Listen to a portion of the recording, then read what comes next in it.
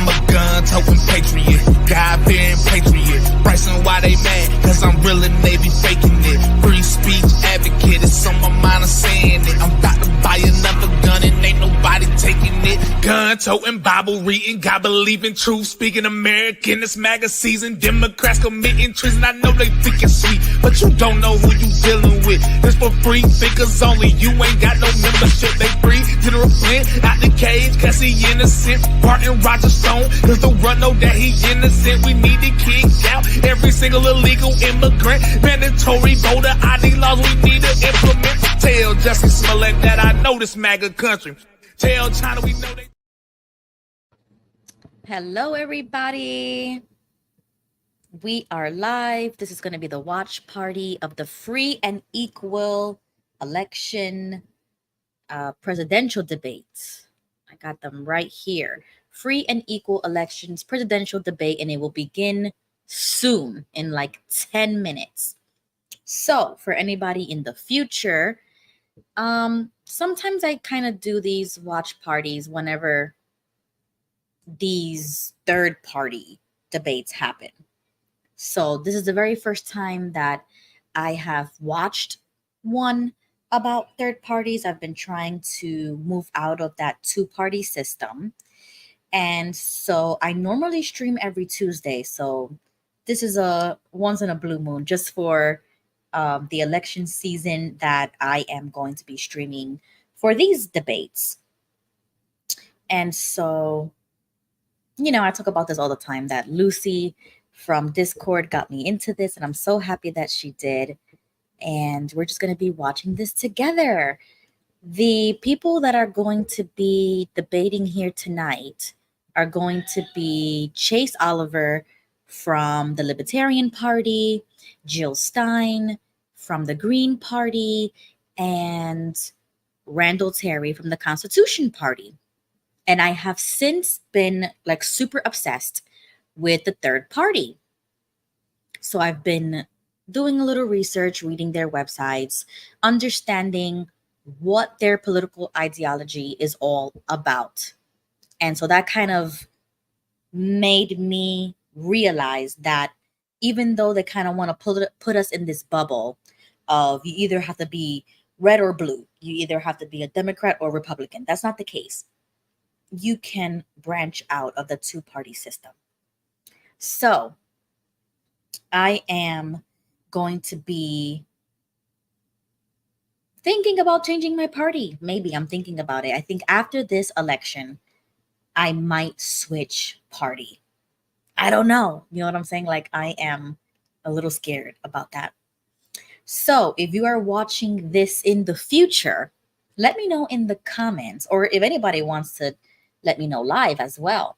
But if you're watching from the future especially, let me know in the comments, how did you feel when you had to register to vote, when you had to pick a party, when you had to learn how to find yourself, your identity, or not your identity, but just kind of find which political ideology you fell into after leaving the JWs. Because it was really hard for me. I was really scared to get involved or to have an opinion. I always talk about this. It's like moving away from neutrality is a little hard for us. Because then it kind of makes you think of, well, I have to be politically correct. I have to have these certain sets of views or these ideas or these opinions. And sometimes you might fall into that. You might fall into like, I don't want to say like people pleasing. I don't want to say that, but like you kind of fall into the idea that you have to go along with everybody else around you, like that group think. And it's kind of like you never really stopped being a witness. You know what I'm saying? Like, I don't know. Maybe you guys can explain it better than I can. But it's like we're finally understanding and realizing that we can have our own opinions, whether or not other people think or say that it's politically incorrect or correct. You know what I'm saying? And if you have already been watching some of my live streams every Tuesday. You already know that I am not afraid to entertain a lot of incorrect ideas and theories and conspiracies and just I love it. I personally love it. And that's why I have been running off with that.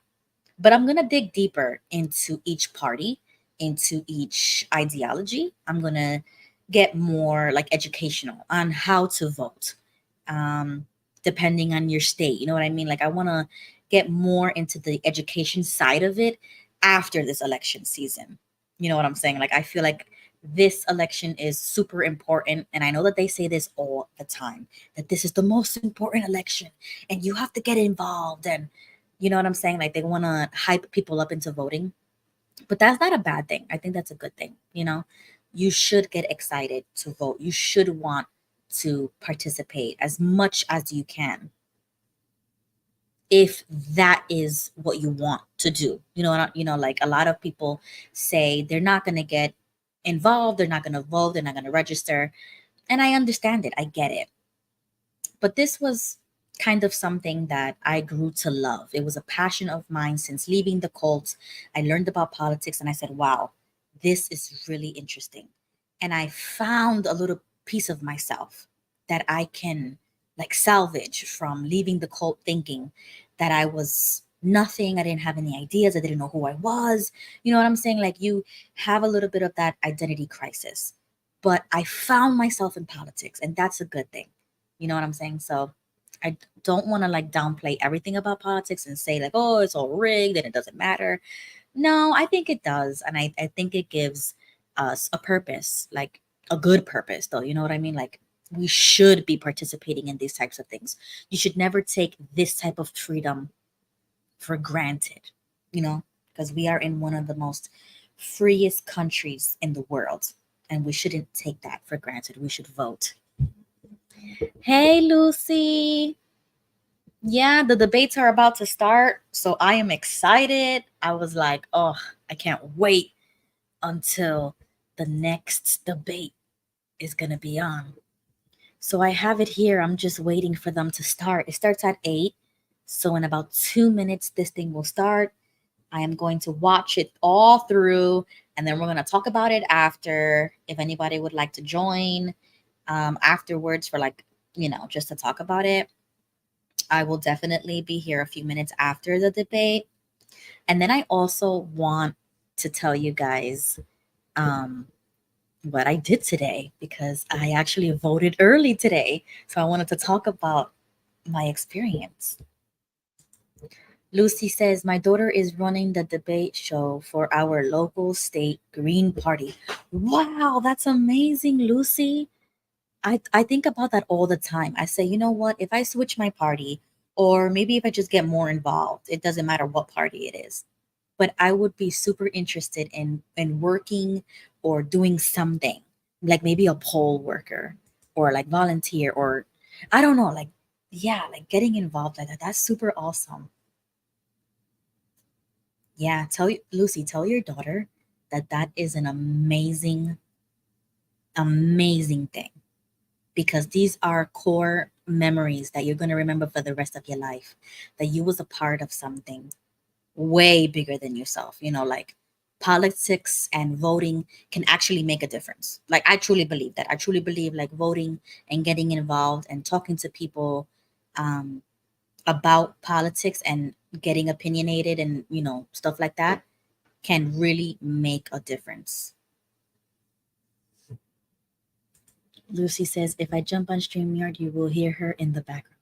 Aw, yeah, sure. We have about 1 minute before the debate starts. So yeah, you guys can hop on whenever. Um, but yeah, this is what I'm gonna do tonight. I'm gonna watch the debate and just listen carefully. Lucy says she got me into politics when she was in high school. She got active. Nice. Wow. That's so awesome. You know, like I didn't get to experience any of that, like the high school experience or getting involved in anything school related or even in the secular world. You know what I'm saying? Like that is so awesome that your daughter got to experience some things that most of us in the community probably couldn't, you know, like that's amazing. Okay, let's see what's going on here. They should be starting here.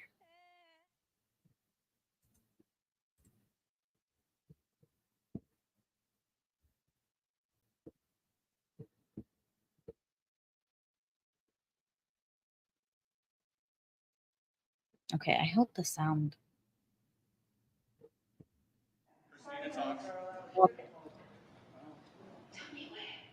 Welcome to the independent final presidential debate of the 2024 election cycle, hosted by the Free and Equal Elections Foundation. My name is Christina Tobin, and I am the founder of Free and Equal Elections. We're in for an exciting evening today with candidates from 3 independent parties in attendance. To kick off the evening, please welcome Loomis to sing our national anthem. Oh, say, can you see by the dawn's early light what so proudly we Donald J. Trump is in the chat. at the These guys are tomato cans. Ooh.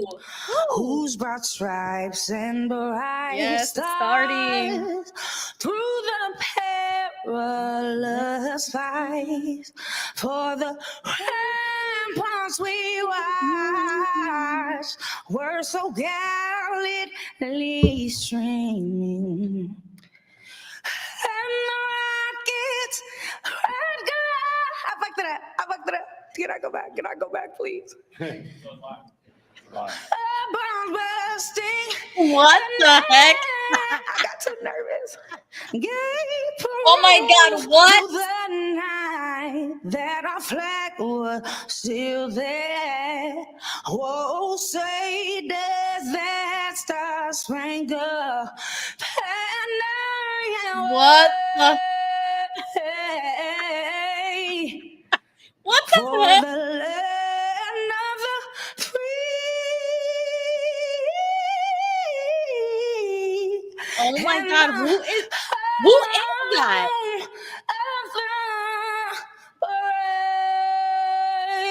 Yo, I'm confused. Did she not know that it was live? Oh my God. Hey, 587. Grassroots entertainment. Thank you, Loomis. That was beautiful. Appreciate you coming here tonight. Again, my name is Christina Tobin. Oh And no. with me as co-moderator is former U.S. Comptroller General Mr. Dave Walker, who supports and values a No, fair that was discourse of horrible. ideas. I can't Mr. get past Walker, that. Like, I'm in welcome. shock. Please introduce yourself. Thank you. Thank you. Oh no. Christina, it's a pleasure to be co-moderating this debate with you. Thank you to our sponsors, Oh to my the presidential God. candidates who What are with an us here today, embarrassment. as well as all of you who are watching and listening to this broadcast. I might note some people may not know what the U.S. Comptroller General is. So in English, it's the Auditor General of the United States, the de facto Chief Accountability Oh my Officer of the United God. States, and the Chief Executive Officer of the Government Accountability Office. So that will That be was relevant to the disappointing. questions that I asked, because accountability is key. Okay, You know, we're 587. missing 2 of our major party presidential candidates tonight. They're Hey, spending a lot of Jen. time talking about the past and insulting each other rather than focusing on the future and the issues that are of real concern to the American people, Oh my God, that including how anthem to was. restore federal fiscal sanity Oh my God. and save Social Security. Tonight, we Oh will my focus God, on the that was future, horrible. and our questions will be on the Like, issues who of is major setting this concern to up? the American people. Jesus We respectfully Christ. request that the candidates answer the question that is asked within the time frame allowed, and we may monitor that. Thank you. Thank you, Dave. Christina. Thank you, Dave, so much for being here tonight. And all of you for your support in making this a debate reality. I also want to thank our sponsors, Joe from Texas, Together, We Vote Foundation, Good Ancestor, as well as our coalition and broadcast partners. As disenchantment with the two-party system grows, many voters are searching for alternatives. Today, there are more independent-minded individuals than there are Democrats and Republicans. As the public eye turns away from the divisiveness, we are here to shine a light on the alternative and independent voices. Tonight, we aspire to a renewed vision of America, one that embraces and opens discourses, embraces open discourse, that is, and the careful scrutiny of ideas based solely on their merits. We believe in the radical idea that our humanity unites us, that all beings should be able to live freely. Let us not vote for candidates out of fear, but out of our respect for their convictions and with our full heart and our conscience. Serving the people and our country's highest office is both a humbling aspiration and a seemingly insurmountable goal. It requires courage and strong conviction to fight against an entrenched partisan system. So although the candidates hold their values deeply and may have differences, we ask for their respect to each other and all beings on planet. We are honored to have them join us again. Welcome, Dr. Jill Stein from the Green Party.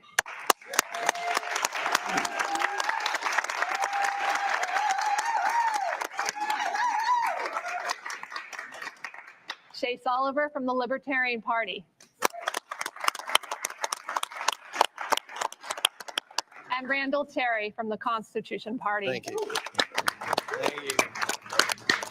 That's my guy. I like them. I like him. Tonight's debate is based on the Hello. cumulative format of the League of Women Voters.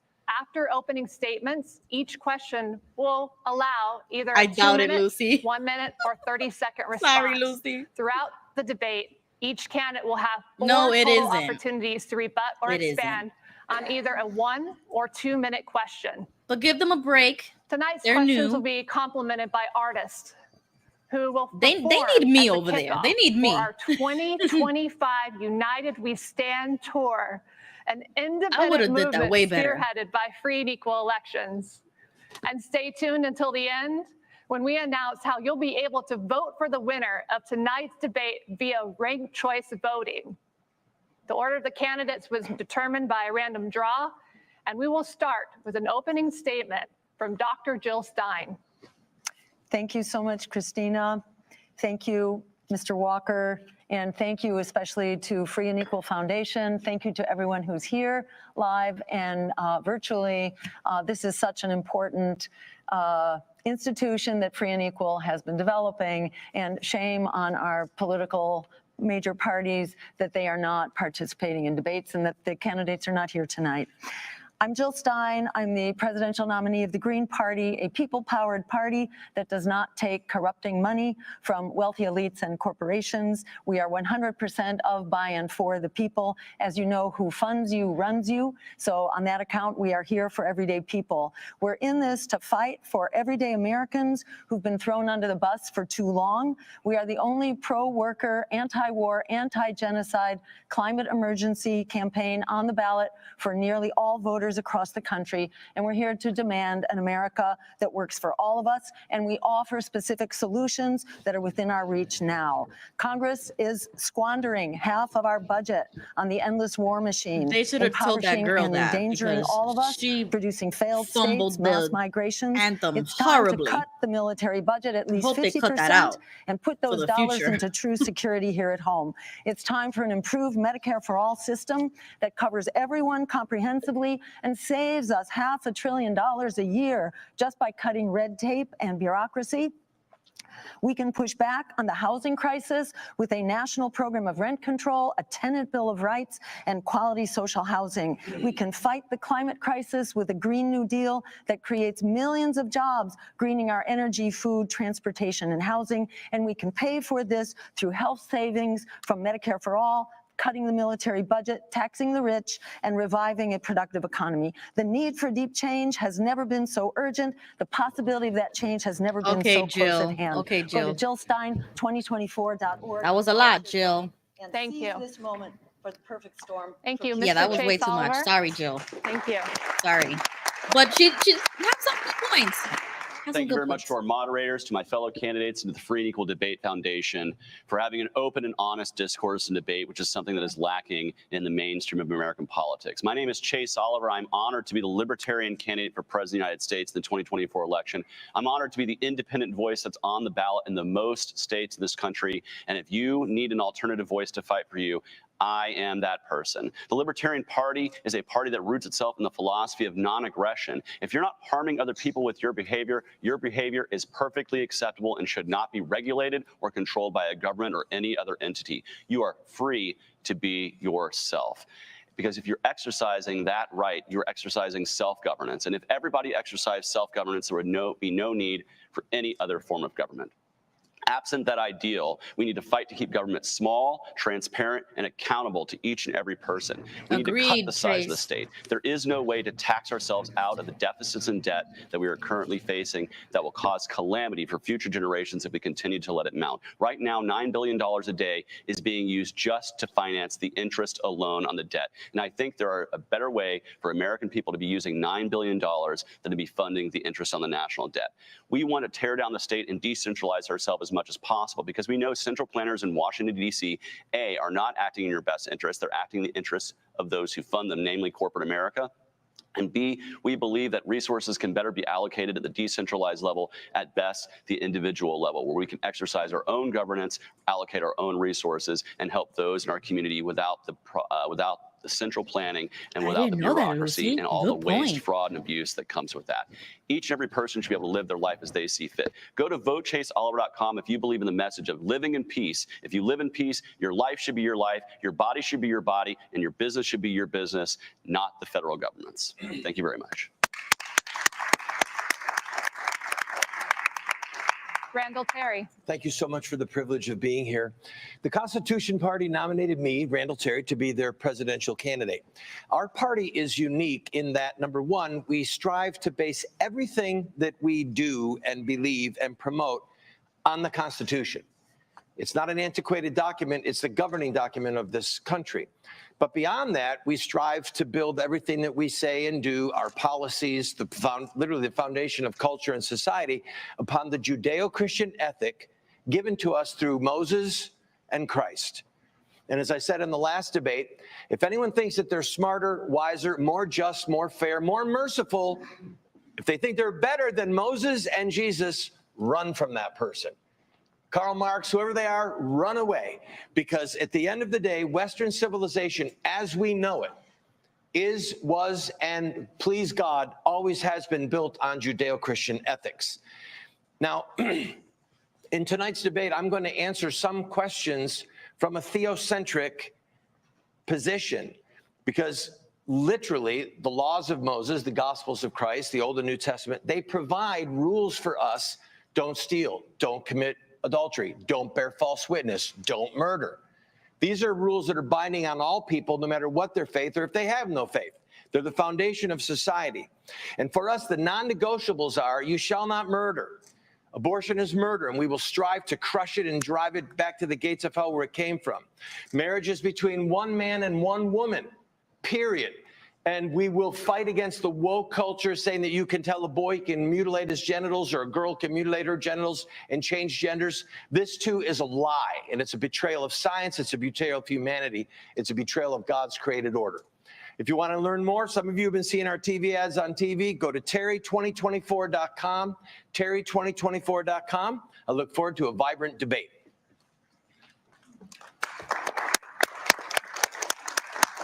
Thank you. Thank you, That was candidates. good. That was We'll good. be right back. Wow.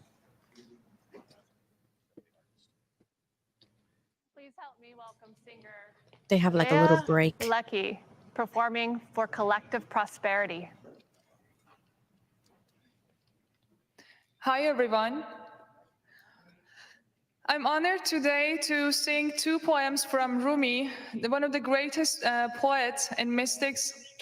Can you hear me? Yes, I can hear you at home. The greatest poets and mystic of the history, who spent his life inviting humanity to unite and live the great truths. Okay.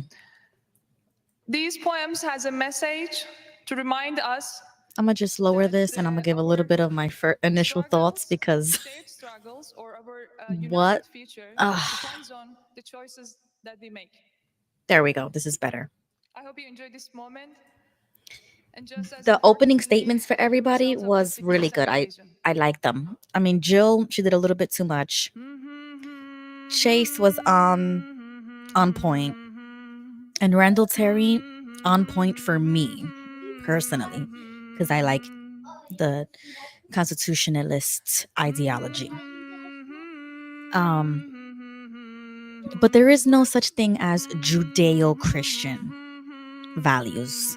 Okay, I hate when they group the two together. Like, I understand where he's coming from, but there's no such thing as that. It's either Judaism or it's Christianity. Okay, so that's one thing that I do reject. I am like Christian. Okay, so when I look at politics or like religion or whatever, I say what it is. You know what I mean? Like, I don't group things together like that. No. But I understand where he's coming from.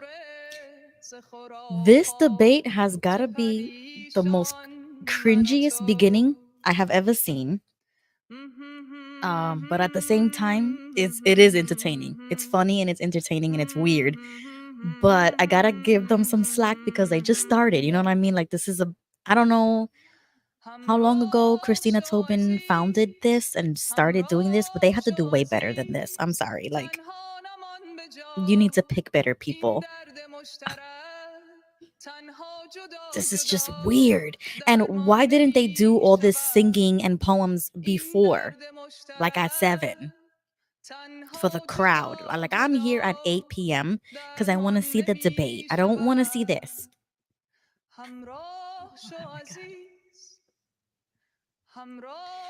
Lucy says, in my honest opinion, Randall is a supporter of theocracy, not even close to being a constitutionalist.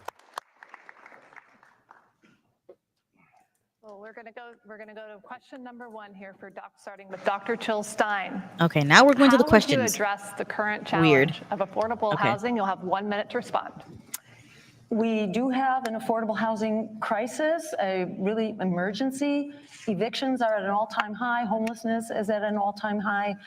This is very much related to the skyrocketing housing costs. We need an emergency program of rent control to basically stabilize housing costs across the country, a federal rent control program. We need to end the buy-up of our housing stock, rental and permanent housing, by the private equity industry, which is hanging onto that housing, hoarding it, and sitting on it in order to drive the price up. We need a vacancy tax, which will help drive those apartments back onto the market. And we need to build quality public housing, so-called social housing. We call for the building of 15 million units of that. And in part, that can be funded through the Green New Deal. By declaring a climate emergency, we unleash over $500 billion every year to deal with that crisis, which includes building quality, environmentally sound housing. Thank you. Thank you. Thank you. Chase Oliver. So first and foremost, we need to understand that the housing crisis, by and large, much of this is a local issue. It's a fact of supply. The reason why housing costs are rising so much is that the demand is much greater than the supply of housing that's been built. And a lot of that is due to restrictionist zoning regulations, NIMBYs, not in my backyards, who say they want to solve the problem. They don't want to build multi-unit housing in their neighborhoods. These kinds of zonings need to end. And also, we need to address the fact that even in a local government sense, you don't really own your home because you pay property taxes. And if you don't pay those property taxes, the government can come seize the home that you apparently own. And so this is one of the reasons why we fight taxation at every level. But what got us involved in the housing crisis of 2008? It was government intervention in the marketplace. It was the Bush administration who wanted to inject a bunch of money into the real estate industry and create conditions where people were getting loans that didn't need to be getting loans. And what that did is it created instability in the system. And of course, we saw the bank failures. We saw Bear Stearns or Lehman Brothers. Thank you. Falling underneath. We need to fix this. Appreciate it. Randall Terry. I am a well-dressed, semi-articulate squatter, or a serf, if you will, because even if we pay off our mortgage, which we hope to do soon, we don't own the home. The government owns the home. And one of the principles that we fight for, along with the Libertarian Party, is the complete abolition of property tax. It is not home ownership. It is based in a Marxist principle that everything belongs to the government. The inflation, the insane inflation that's going on in the housing market is based partly, before it was based upon interest rates being so low. It was also based upon BlackRock and other huge institutions just buying up houses. It's supply and demand. It's driving up the cost of housing. And we long for the day when every man can sit under his own fig tree enjoying the fruit of his own vine and not have to pay property tax and not have an exorbitant mortgage and not have BlackRock as their landlord. Thank you.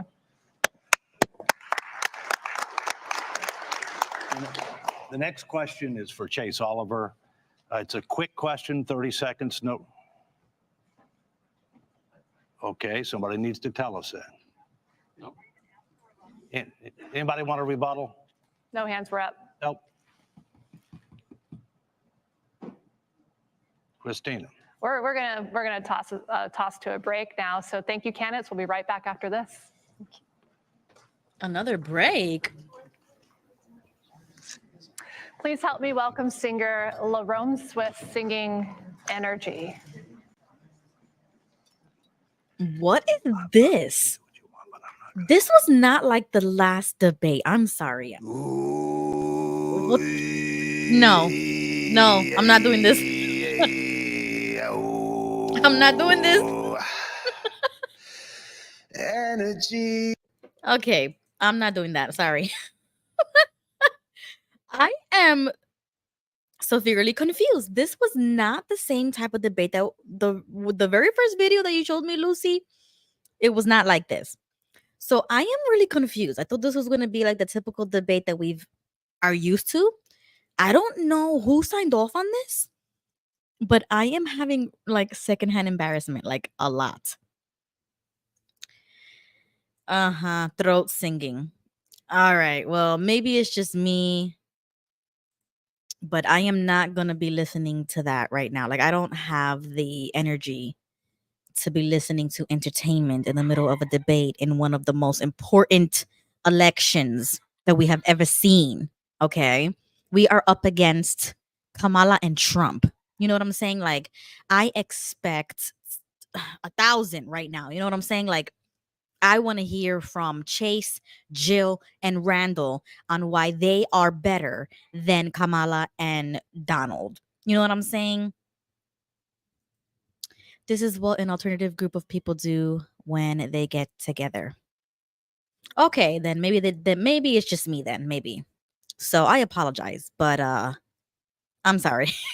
I just can't do it. If you guys want to watch this segment, then please do so whenever you want to. But I guess I'm just taking this a little bit more seriously.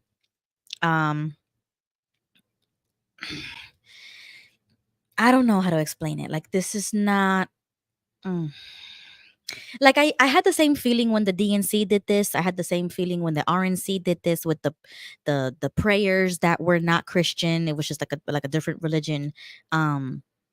Yeah, it was just like I don't know. It's just not for me. Not for me. Okay, we are back. Well, we've been doing debates at Free and Equal Elections since 2008. This is the first time we brought music into the debates. So you're seeing United We Stand artists performing. Okay, that makes sense. That beautiful harmony. This is the first time they're doing this. You clearly don't see it in the other presidential debates, that's for sure. Since right? 2008. I'm sorry, Christina. You could definitely feel the I'm going to energy. tweet her that she needs to. Beautiful. It's a different dimension. She needs to Yes. change this. All right. Chase Oliver is next. This is a 30-second question, so there's no rebuttal, just a quick reply. Do you support the effort to cancel student loans in the wake of the Supreme Court's decision striking down the Biden's administration attempt at loan forgiveness? No, I don't. I actually have a plan to allow people to get out from the student loan crisis that does not involve taking taxpayer funds from those who did not attend university, pay off the scholarships, essentially, of those who did attend university. I find the value in college. I find the value in higher education, and my platform has a plan on how to achieve lower costs for colleges, how to get the government out of the student loan business to actually allow for more student loans to be available to more people. But no, I don't believe in a wholesale forgiveness program. Thank you. Randall Terry. No. Well, that was quick. Dr. Stein. Yes, I believe public higher education should be free. We should not be in the business of putting students into lifelong debt in order to acquire the skills that they need to survive in today's economy, and that we should forgive student loan debt. Our government managed to forgive the crooks on Wall Street who crashed the economy to the tune of trillions of dollars. We can forgive the victims of this Wall Street economy, namely an entire generation of students who deserve to have education as a human right. Thank you. Dave, education, big issue right now for the students. Well, there's no question. I mean, there's no question the student loan program needs to be reformed. There's no question about it. But we do have something called the Constitution of the United States. And the last time that I read it, only the Congress has the power of the purse and therefore has to authorize any forgiveness of student loans. What a lot of people don't understand, is the largest asset on the balance sheet of the United States government's financial statements is student loans, 1.7 to 1.8 trillion. And I look forward to getting into some economic and fiscal issues, because they're very important issues that unfortunately the major party candidates are not spending enough time on. So what do you think? I'm with you. That is why we're here tonight. We're talking about the issues that the people want to hear. We hear you on social media in the world, and the mainstream media is not covering that. So we're going to be heading here to break again. In a moment, I'll be tossing over the break. And thank you again, candidates, and we'll be back right after this. Okay, yeah, it's because they're doing commercials. So I get it. But like, You're a self-made man, very successful, and your organization is releasing a contract called the Contract from the American People. They applaud your spirit and your self-starting spirit. You've done that in the world of business, but now you're doing that in a bottom-up way, changing this country. We had good meetings today. oh my goodness, Gigi. They're really more on the page than what America thinks they The beginning national anthem was concerned for the future. devastating. I couldn't even believe it. America's tired of it, and they've had enough. And somebody needs to bring it to their attention, and that's what Joe from Texas is doing. The national debt is to a crisis state right now. Yes, Lucy. We're going to run off the cliff this year, next year, or 20 years. But what we do know is that the interest rate and what we're paying. Come on. The last debate was so much better than this. 34 trillion today, going to be 36 Straight to the when Biden point. gets through. The government accounting office has already said we're going to go another 2 trillion a year in the hole for the next 10 years. That's $56 trillion. That's going to cost America $2 trillion a year just in interest. Joe from Texas. 70 million people are on Social Security today.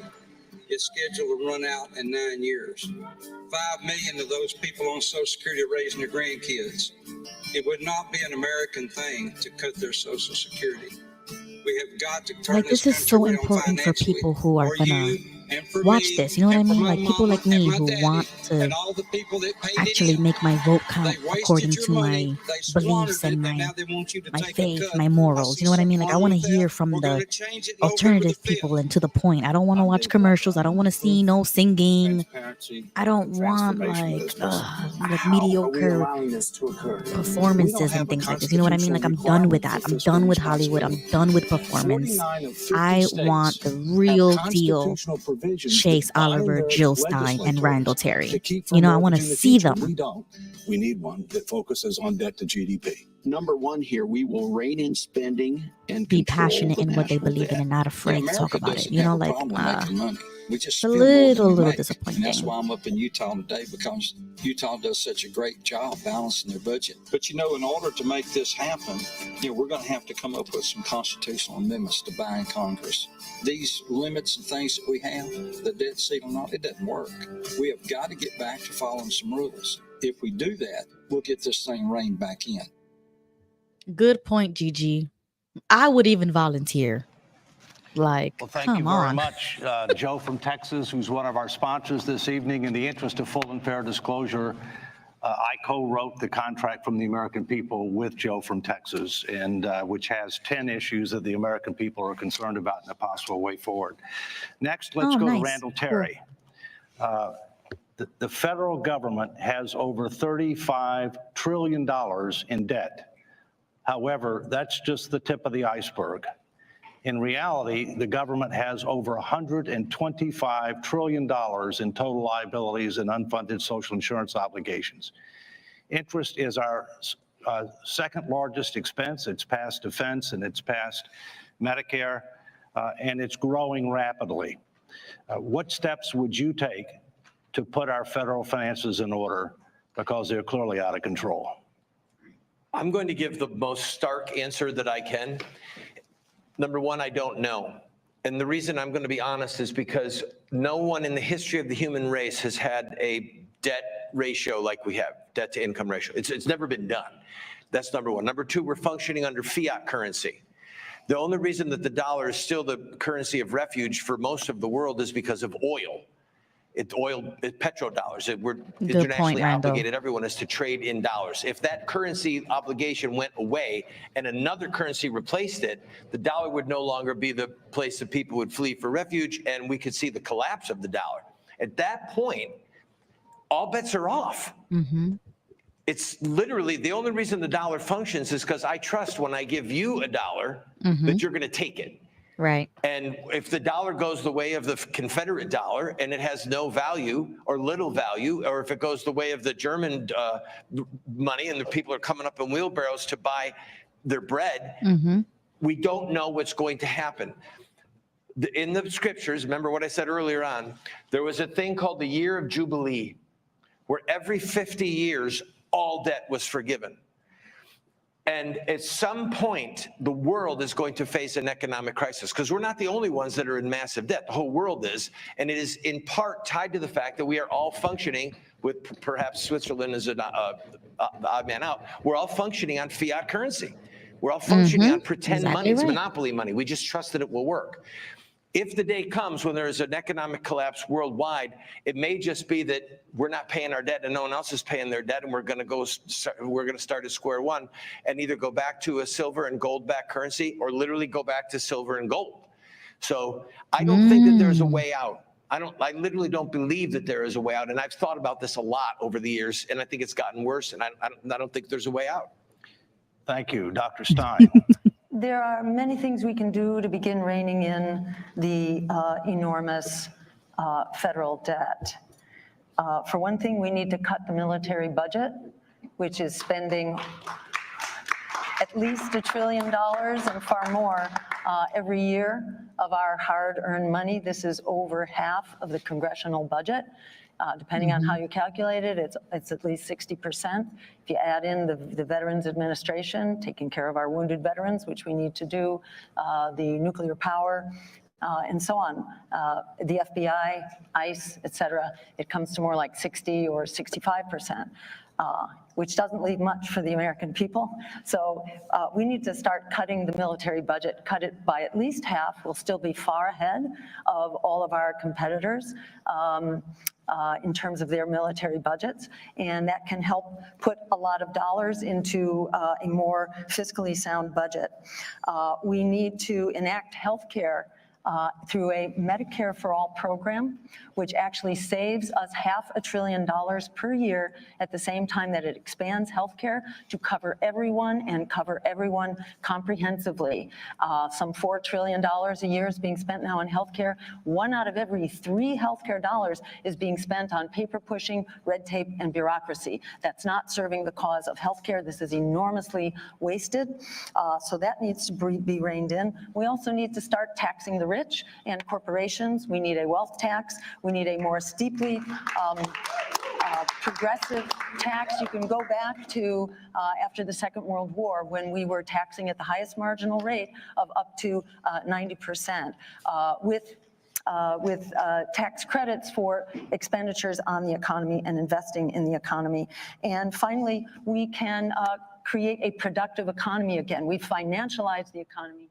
We need a productive economy which is capable of actually contributing to our budget. Chase Oliver. So I want to say I agree with Jill Stein that we need to cut the Pentagon by at least 50%. And I want to agree with Randall Terry that we might be too far gone to actually fix this problem. But I want to say we have to attempt to fix the problem. And that starts by cutting out what government does. Government does way too many things. And that's the reason why we run trillion-dollar deficits every year, is because they exercise power beyond their boundaries, beyond what they should be doing under the Constitution. And this costs a lot of money. This failure to get our fiscal house in order will lead to calamity for our kids and grandkids. This is why I support balancing the budget today, submitting a balanced budget to Congress, and if they don't bring me one back, it's a vetoed budget that I would return back to them if I were president of the United States. We have to hold ourselves to that higher ideal. Now, right now, again, $9 billion a day is what we're spending just to function the interest on the debt. And I'd like to believe that we could just tax the rich and tax our way out of it. But if we taxed every single billionaire in this country, we would fund the government for less than a few months. And it would be gone. And there'd be no new wealth created by their economic activity. We cannot tax ourselves out of the problem. We have to cut spending. And how do we pay down the debt? You don't do it by taxing regular individuals either. What do you do when you're in debt? You have to sell some of your assets to pay for that. We have lots of federal land that we can start to gradually sell off and index to only pay down the debt, not to pay for other programs. And we don't need to be adding more social programs to the cost every year on our budget. That will lead us further and further into the debt spiral. We have to get our fiscal house in order. We have to be brave enough to say this. And yes, there will be pain from that. There will be. But there would have been less pain if we had balanced the budget 10 years ago. There will be more pain if we wait to balance the budget 10 years from now. And I'm ready to say my generation, the millennial generation, has already been shafted enough. We're willing to take the pain so that it doesn't go on to Generation Z, Gen Alpha, and everyone afterwards. It's time for us to be realistic to the adults in the room and say government does too much, spends too much, and we have to cut the spending. And it's exactly what we've seen in a nation like Argentina that had a huge debt ratio, and we're seeing an actual turnaround in Malaysia, Argentina. Thank you. Do we have any rebuttal? Yes. Most people watching have no concept that what a debt crisis could do to us, because the government is sending us money. It saved businesses. Literally, people went out and bought guitars and bought all kind of electronic stuff. America became the wonder of the world economically, because from the 1600s to the 1913, with the introduction of the direct taxation, we averaged 1 to 2% total taxation. 1 to 2%. With the exception of right after the Civil War, there was a 10% tax to retire the war debt.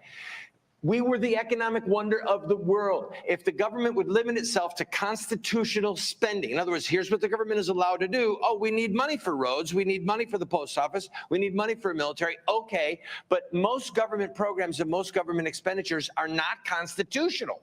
So we have to get rid of them. And God Almighty, who made heaven and earth, only wants 10% from everyone. So Jill Stein's idea and the Green Party's idea that we're going to tax the wealthy at 76 and 80 or 90%, that's tyranny. That's Marxism. It is evil. It is theft. And it is righteous. I agree. Dr. Stein. Yes, so I agree that we do need to cut some spending, and that should be on corporate welfare and on the military budget, which are robbing us blind.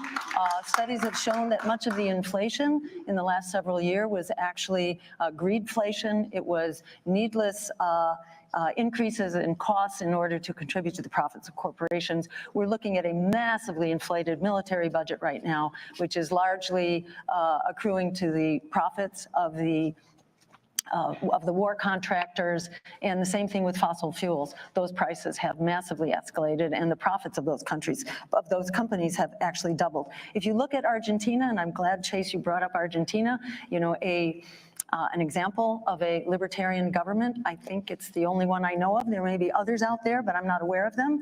You know, we're seeing at what shock therapy looks like, what public austerity and deregulation looks like. And from what I've heard about this and read recently, the poverty rates are up about 57%. And And we're done. Yeah, So- and we're done. All right. Another rebuttal? I think we're done on the rebuttals on this one. That they can keep going. Yep. Am I able to rebut? Chase was I up. apologize, Chase. Please go right ahead. So I'd like to say, yes, corporations are greedy, but it's not just greedy corporations that cause the inflation we're facing. Greedy corporations were greedy in the past. they're gonna be Yes, greedy let them in the future. They're driven continue. by I'm the loving almighty this. dollar. What's driving inflation right now is the fact that we print trillions of dollars out of thin air and deficit spending. It creates the inflation that we're all feeling. It creates the pinch you're feeling when you go to the grocery store. Yes, corporations are greedy. This is why we need to get rid of corporate welfare like Jill said, but get rid of all subsidies, all carve-outs, all deductions, and flatten the tax code so more people can enter the market as emerging entrepreneurs. So they don't have to be, Nice. they don't have to be Good point, employed by Chase. the man. They can become their own boss. They can start their own business Mhm. and create their own economic activity. This would bring about a huge amount of jobs in this country through the free market, but we have to reduce spending. Deficit spending is the primary driver of inflation, and we cannot tax our way out of it. Taxation is theft, and we cannot let the government steal out of our Yes, pockets and pay Chase. down the debt that they've created for themselves through unconstitutional actions. Thank you very much. Randall, did you rebut? One word. You want to get rid of all of this debt? Anwar. All right, we got And to more. toss to a break. So thank you, candidates. We'll be right back with the debate. Thank you so much. Oh my goodness, that was a little crazy. Now, please help me welcome singer and beautiful personal friend of mine for a decade, Samuel J., and saxophonist Scott Page.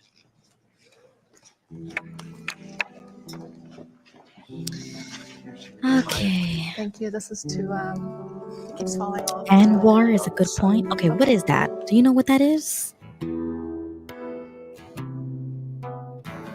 I don't know what that is, so I'm gonna have to look that up.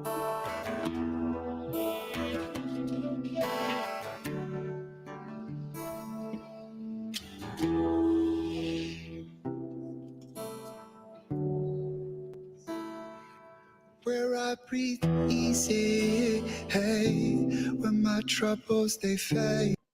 Okay, so good point, Lucy. Let's see. Okay, there we go.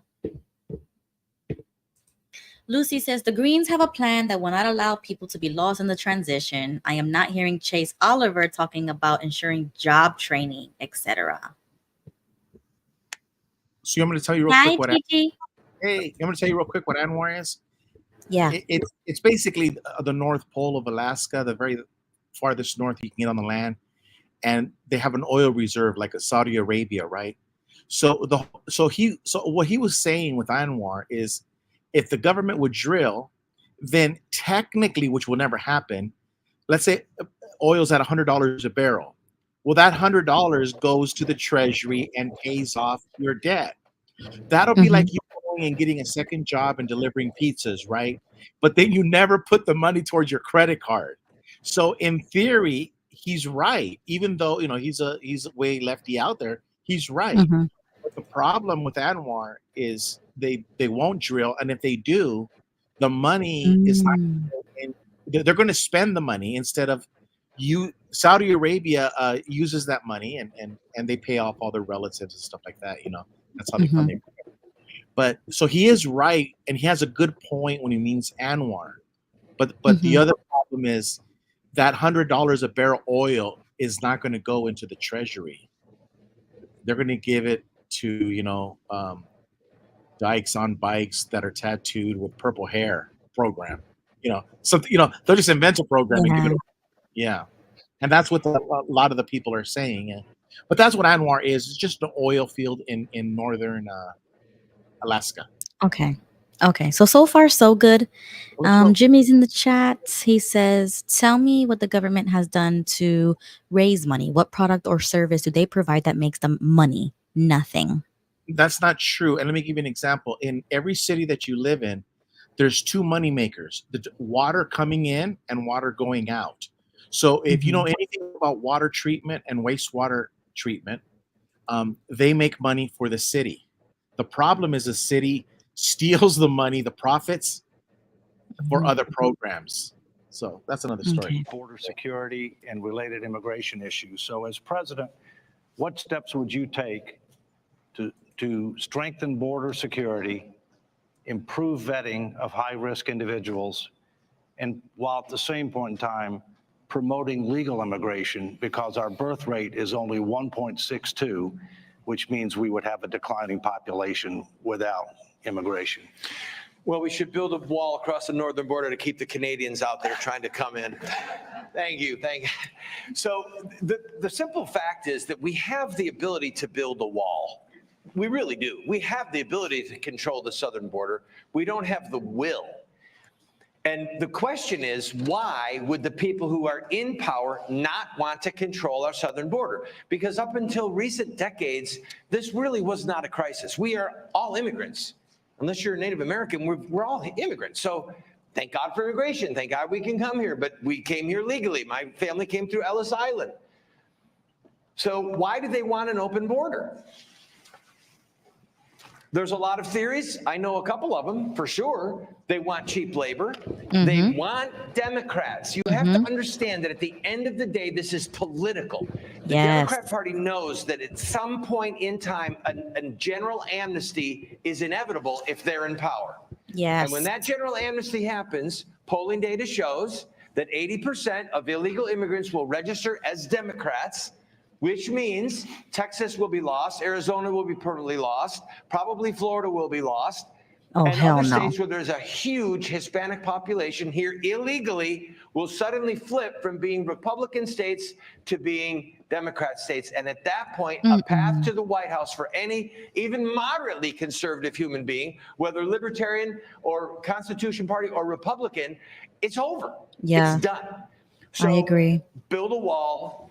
It's not hard to do. We have the resources, we have the money. Build a wall and then determine how many people we let in for what reasons, because we do want people to come in on a day-by-day basis because of the jobs, because of the things that they're doing. But what we're going to have to do is we're going to have a mass deportation. And once it starts, once you start literally putting people on planes or on buses, other people are going to say, hey, you don't need to put me on that bus. I'll go on my own. Leave me alone. Thank you, Dr. Stein.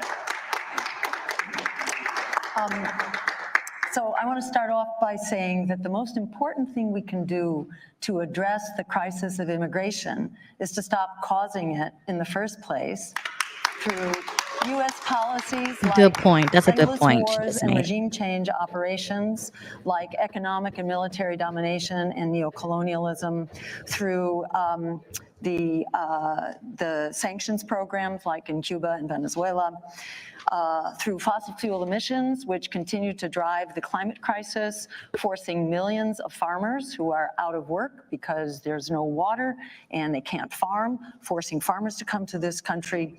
And the drug wars, the war on drugs, of course, which creates incredible violence and empowers the cartels. So there are many things we can do, even right away, to reduce the pressure pushing people here. And that should be the first thing that we do. And on our day one in office, our administration will legalize cannabis. I hope for somebody starters, rebuttals Jill. to help to take the rug out Hi, from Bev. under the drug cartels, which are forcing people here to flee. We will also end the sanctions on Cuba and Venezuela to stop destroying their economies. We will pay attention and use the Green New Deal to reduce the climate emissions so that we can start addressing the climate causes of migration, which the UN says it will be about 1 billion people by the year 2050 who are climate immigrants. And then let me say, walls kill people. They don't actually work. They kill people by forcing routes of migration, and they kill wildlife and they kill ecosystems. And drugs are not coming across the border in faraway places. They're coming through portals of entry. So we call for a civil infrastructure for actually doing the background checks as people come in and providing people who pass their background checks papers like in Ellis Island so that people can come in and Good point, Jimmy. actual assets. And Gigi as well. Good point. Chase Oliver, please. So I want to say first and foremost that I agree with Jill Stein on many of the things that are causing migration in larger numbers to come to this country, namely the drug war destabilizing our southern neighbors. That's something I absolutely oppose. And let's fight the war machine. Let's fight the drug war together. We can combine ourselves to fight in that effort. What I want to see is a 21st century Ellis Island. I think if you want to come to this country, you should come through a port of entry, declare who you are, do a quick background and medical check, and then you should be able to come into this country and work. What is driving down wages? The illegality of immigration. Let's improve legal immigration by streamlining the process, letting more and more people come here to contribute. I want to talk about what immigrants do contribute to this country. To those who think that there's some sort of drag on our economy, they could not be any more incorrect. Immigrants contribute to this country. They grow the economic pie. They create jobs. And right now, the economic activity of immigrant-owned businesses in this country is equal to the GDP of the entire nation of Japan, the third largest GDP in the United States. I want to keep that economic activity and that prosperity here in the United States by supporting immigration and supporting immigrants who want to come here and work really hard. If we had a 21st century Ellis Island, we could focus on those high-risk individuals by putting law enforcement's eye on the ball where it really exists. Because 99.9% of people just want to come here and work, and if you create a simplified system for them to do that, they will enter that system. And then you can focus on those who are committing human trafficking or other violations of liberty and actually crack down on those. Walls do not work either, because if you create a 20-foot wall, you're going to have 20-foot ladders being sold south of the border. They do not work, and they steal people's land via eminent domain, which is the theft of people's land by government without good their permission. point. And that Good has happened point. on our southern But border. we still That has need a happened during wall. the Trump border wall building, and it's wrong. point. If you build property because you enjoy the vistas of Mexico in front of you, you shouldn't have an ugly, disgusting, violent wall put in front of your property with without your consent and without your control. Walls are bad. Immigration is You good, are and let's right, support Jimmy. the 21st century Ellis Island here in the United States. If you look at her Jimmy, website, rebuttal. it's super Please. Walls socialist. don't kill people, all right? Drugs kill people. Walls don't kill people. That's a ludicrous statement. Yes, I agree, So, Randall. The scripture says, be careful how you treat the widow, the orphan, and the stranger. So one thing that we would all agree with is that we have to be kind to immigrants. These are our human brothers and sisters. These are people made in the image of God. So I want to be clear that I'm not calling for cruelty.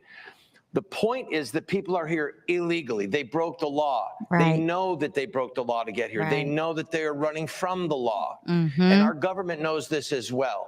If there was some kind of a if there was some kind of deportation that was not violent, that was not hurting people, but nevertheless said you're going back, people would self-deport, and then we can talk about a legal point of entry. I love the idea. But to say that walls kill people is ludicrous. Look at the rich people. Look at the president. Look at people who have walls. Oh, look, walls work. Any other, please, Chase. Chase. So I would argue that walls do not work. I would argue that if you want to say you don't want to have any cruelty in our immigration system, supporting mass deportation is exactly that. You would be separating families. You would be having people go door to door, asking for people's papers. Any person under a certain shade in this country would be suspect by the government. And that is cruelty. That is an invasion of liberty. And mass deportation Oh would my not God, work. Chase. And it would cost far too much money. It would cost trillions and trillions of dollars. And it would cost you trillions of dollars to engage in a mass deportation that takes trillions of dollars of economic output that immigrants put in this country out of this country. I don't think that's fair to the immigrants. I don't think that's fair to the American people. And it certainly is not constitutional. And I'll tell you one thing, it absolutely is cruel and unusual. Disagree. Dr. Stein, I please. disagree. And also, Little moth. yes, drugs do kill people, but let's be clear, drugs are being brought into this country not by migrants, but by red-blooded Americans. They are not being brought through the remote areas where a wall might make She some said that difference, there but actually walls drugs do coming not in by keep drugs out. Americans? Drugs are coming in through major portals of entry, not through remote areas, and they are being brought again by Americans, not by immigrants. And the notion that migrants raise the crime rate is also exactly false. Migrants are law-abiding, community-supporting, stable people. No, they're that not, actually Jill. Make the country safer. Sorry. Yes, there are occasional exceptions here and there, but this is a game of numbers. And overall, migrants are hardworking, dedicated family and community Minority people. of They them make our are, I would say, country but and not our the majority. communities safer and more prosperous. And we need to celebrate the contribution of immigrants to our country. This is what makes Thank you. Mm-mm. Well, thank you. Thank you, candidates. We'll be right back with the debate. Wow, that was amazing. Ugh. Now, let's hear from John Nash, founder of the Natural Leaders Foundation. Ready? Aloha, everyone. My name is John Nash. I'm from the Yamasee Nation, the Nappy Head Nubian Mound Builders of the Americas. And Nubian means black in this realm. So not 400 years, but the people have been here, the Nubian people have been here Okay, for so I'm just going to mute this here, give a couple of thoughts about the immigration. That was a really great topic, and that topic, it can go on all night. I think it's such a big issue in America, and there's so many different opinions when it comes to that. So I could already see all these three, and I still favor Randall Terry when it comes to immigration, and so far I feel like he's doing a good job.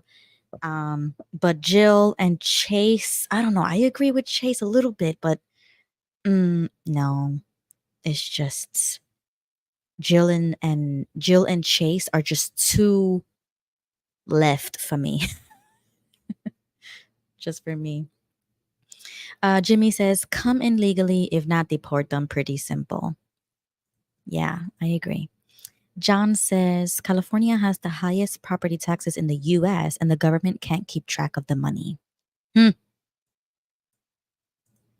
Gigi says, not all. Example is the U.S. gas tax at 18%, not including state and local, and yet 99% of all roads are local. So there is the waste. Self-deportation is free. Yes. Yeah. We were just talking about that today. Mr. G says, yeah, Gigi, if they self-deport, that makes it easier. Yeah, that's why I think we should continue saying very loudly that if you don't leave by your own free will, you will get arrested and deported. This is not a country that should be accepting illegal anything. I don't care if it's immigration or crime or whatever. Anything that is illegal should not be accepted in this country. Like Gigi always says all the time, every other country has strict rules. Why is America the only one that has open borders like this? And the moment we talk about it, all of the sudden we're cruel or racist or whatever the case may be. But every other country, like Gigi says, Russia, Europe, or like some other countries, he always says. But even Europe is having that problem. Like what? No, I'm sorry. It just I can't. Jimmy says, how was I not accurate in my statement, Lucy? I said the primary source of revenue to the U.S. government comes from individual and corporate taxes. How was that not accurate? And Lucy responds and says, Jimmy, it seemed like you were saying that corporate taxes were higher than individual taxes. I just wanted to make sure we are sticking to the facts. Okay, awesome. I think that the page is back. Health crisis. How would you make Americans healthier? And would you limit the use of GMOs, forever chemicals, and toxic farming practices while at the same time maintaining Exactly. Thank you, Gigi. Production of stable and affordable supply of food? Jill, please. So I think, first off, to have a healthier food system, we want to get the corporations out of the business of establishing the regulations that govern our food supply, like GMOs, for example. Monsanto and its executives should not be able to rotate through the revolving door between their corporations and then regulatory agencies. The answer is not dissolving regulatory agencies, unfortunately, because there's a lot of stuff out there that your average ma and pa and family do not know enough about. We've got corporations that are producing a lot of stuff, and a lot of it is extremely toxic. We know about the PFAS epidemic, lead, PCBs, pesticides, et cetera. As Americans, we are really burdened with chronic disease, and this is not make America healthy again. Or this is not separate, shall we say. This is not separate from our very degraded corporatized country's food supply, which is driven by maximum profit for big ag, and likewise by the pollutants that go into that food as a consequence of production, point, Mr. packaging, G. and so on.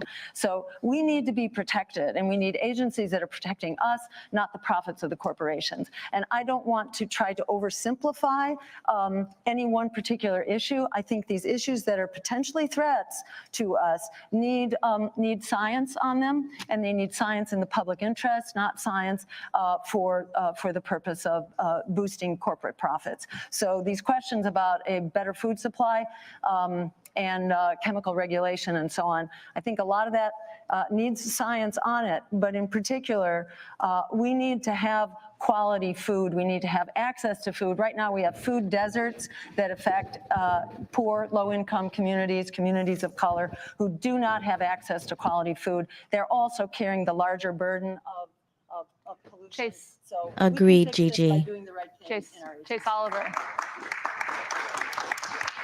So the first part of your question dealt with the matter of GMOs. And I'm a believer if you want to eat a genetically modified product, you should be able to do it if you want to, but that should be properly labeled. You should know exactly what's going into your food.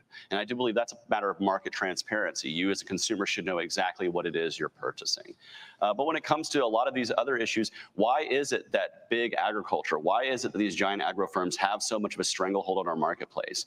Why do they have so much control, and why can they do so much harm to our system? It's because they have bought and paid for the Department of Agriculture. It is a corporately controlled government department, and I don't think it's a very effective one at stopping problems in our food supply.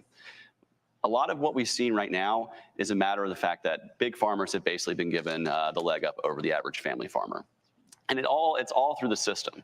I mean, corn is a great example. Corn, we subsidize corn for billions and billions and billions of dollars. It allows Monsanto and other giant agro firms to grow it. We grow way too much corn, and what happens? We have a surplus of corn. And so now with that surplus of corn, what can we do with it? What can we produce of it? Well, we make corn syrup because it can easily be stored. It's a sweetener. And now you've artificially made corn syrup less expensive than sugar. And so they put corn syrup in all the food. And corn syrup sweetens everything. Look at your products on your food labels. Good point, Chase. Now, that is not very great for us. Corn syrup is not good for your body in large numbers, but yet it's used far more than traditional sugar. Why? Because it's cheaper, because it's been subsidized. Now what happens? You get obese when you eat too much corn syrup, and too many people are getting unhealthy. So now what is government's solution? We need to tax sugary sodas. We need to tax the sugary sodas so people drink less of it. Well, how about instead of taxing the sugary soda, we stop subsidizing the corn that creates the conditions for corn syrup-filled sugary sodas to begin with? We can simplify the process and quit giving so many giveaways to big agriculture in the process. That's what we need to be doing, is actually bringing back market forces and not letting our Department of Agriculture control everything through subsidy and tax. Thank you. Randall Terry. Cancer, and when he started his treatment at Johns Hopkins, he's alive. He's, thank God, and thank God for St. Jude Children's Hospital. We started at Johns Hopkins, and one of the big books on the coffee table was about a guy there who got a Nobel Prize for discovering that raw broccoli cured cancer. Wow. And it's proven scientific fact. And the sugar, we know, feeds cancer. So they're at the hospital giving kids who need to have good point, Randall. giving them, they'll take their chemo. Here's your lollipop. You're going to feed the cancer, but no one on the staff that I spoke to knew that that book even existed, and that a Johns Hopkins professor had discovered that broccoli cured cancer. So GMOs, putting a label on a GMO or about a GMO, you could never make it big enough, because there's still things that we don't know. There's things that are happening inside of our bodies right now that we literally don't know are happening, and the fruit of it might be 10, 20, 30 years down the road. Look at the obesity problem right now. Yes, it's caused by Monsanto. Yes, it's caused by corn syrup. And now the government is saying to us, oh, let's just give a government contract to some of the drug companies to give anti-fat drugs. So we've poisoned the people to make them fat, and now we're going to poison them with a pharmaceutical, then these pharmaceutical companies can get rich. There's some evil wedding that has happened between the pharmaceuticals and the manufacturers of pesticides and GMOs. I don't blame big ag. Thank you. I don't blame big agriculture. If you've got a header that's this big and you got to bring in 7,000 acres worth of wheat or 7,000 acres worth of corn, that's not the problem. The problem is, what are you putting on the corn? What are you putting in the soil? What are you putting in the beef? That's where the toxins come from. Our food chain is poisoned. Yes. It's not poisoned necessarily by the farmer. He's just doing what he's told to do, oftentimes by the government. We should say, look, these pesticides, these GMOs, they are illegal because the data shows that they're poisoning our families. Yes. And then we'll go from there. Agreed. Yeah, Randall Terry's doing Thank good. you. Candidates will be right back. Wow. Yeah, that was really great. That was really good. I think Randall Terry is doing awesome.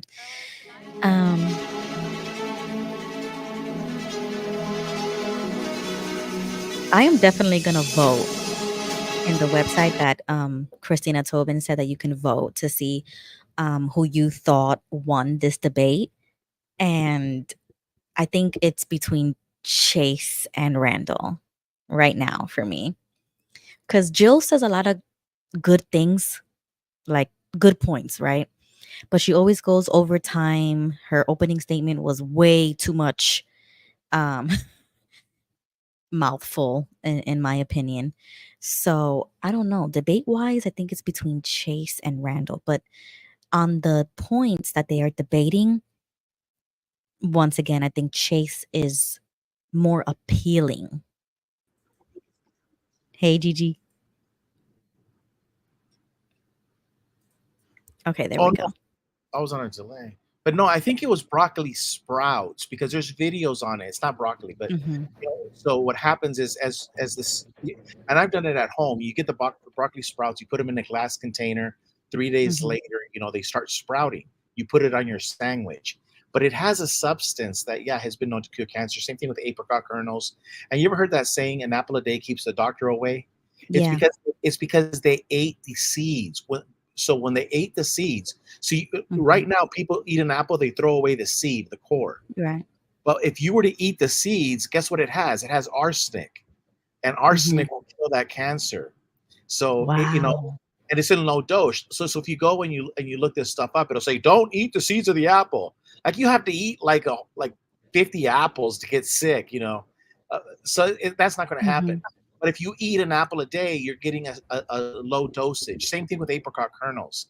Yes, I have a friend of mine who went to the hospital because he didn't know that it can give you poisoning. But if you eat 2 or 3 of them a day, it's not going to kill you. But it's right. So this is the point with that guy. There's a lot more that we agree on than we disagree on, and this is the thing with him and Donald Trump and Kennedy. I don't believe this guy should be president. But he should definitely be there sitting on the table because he is like, for example, an atheist. They ask the best questions. Nobody has better questions than atheists do. Same thing with flat earthers. Flat earthers ask the best questions. Now, we may believe they're wrong, but they bring out the very best questions that people on the street have. And that's what that guy with the afro, the big old 1970s. Randall. What's his name? Yeah, Randall. He really, listen, I wouldn't want him as president, but I really would want him sitting on the table talking to Trump because he's bringing out and talking about things that we should all be talking about. And that's why I think Donald Trump did a great thing with Kennedy. So I'm not gonna knock him because I think I agree with him more than I disagree with him. We just have a different way of going about it. But he's bringing out great points. Agreed. Thank you to His Eminence, Schiappa Rinpoche. Well, we're going to move on to our next question, and this is going to start off with Chase. In recent years, our healthcare system has faced challenges. Federal reproductive freedoms have been curtailed, and the opioid and mental health crisis has spiraled out of control among developed countries. The U.S. consistently performs worse in metrics like life expectancy and infant mortality, despite higher healthcare spending. What are the biggest challenges of our healthcare system, and how would you address them? Well, first and foremost, I want to hit the first part of that question about reproductive freedom. I'm a libertarian. There are libertarians who have both pro-life and pro-choice positions. I'm a pro-choice libertarian. I'm somebody who believes that the right to reproductive freedom is part of the bodily autonomy of each and every individual, and up to the point of viability, we should have the ability for people to access reproductive health care. Post-viability, there should be a note from a doctor for health or life of the mother. These are the standards that were set forth by Roe and Casey. I think these are the standards that support bodily autonomy and that are what I support. As far as the healthcare system in general, it should be no surprise to say that a libertarian thinks there's far too much government involvement in healthcare. And we can reduce the cost of healthcare and improve healthcare outcomes by doing several things. One, allow people to buy health insurance across state lines. That brings more competition into the marketplace. Allow us to buy drugs across national boundaries, which will bring down the cost of prescription drugs here in the United States. Support alternatives to the traditional insurance model like direct primary care and reduce regulation so that we can bring more direct primary care clinics online in more places in the country. But no, we do not need to be getting more government involvement in healthcare. No, that will lead to shortages, that will lead to worse outcomes, and what we need to do is actually allow for more people to have more access. One thing we can do is in patent evergreening of too many prescription drugs that allow it to become too expensive. But no, we do not need a government takeover of healthcare. No, we do not need single-payer healthcare because it does lead to shortages. It does lead to instances where people do not get the healthcare they need. I recognize the wanting for us to care for each other. I want to care for each other too, but I recognize that doing it through a centralized bureaucratic government red tape machine that's going to waste our money is not the best way to do it. The best way to help care for those in need is to provide mutual and direct aid, charity, and other things that we can do to help those who are the lower economic rungs be successful and have better healthcare outcomes. But no, I do not support a government takeover of healthcare because it will not lead to the prosperity that many advocate and they say it will. Randall Terry. You have the right to reproduce. You just don't have the right to kill what you have reproduced. That's it. It's a human life. Agreed. I was one cell once upon a time, and so were every single one of us. One cell.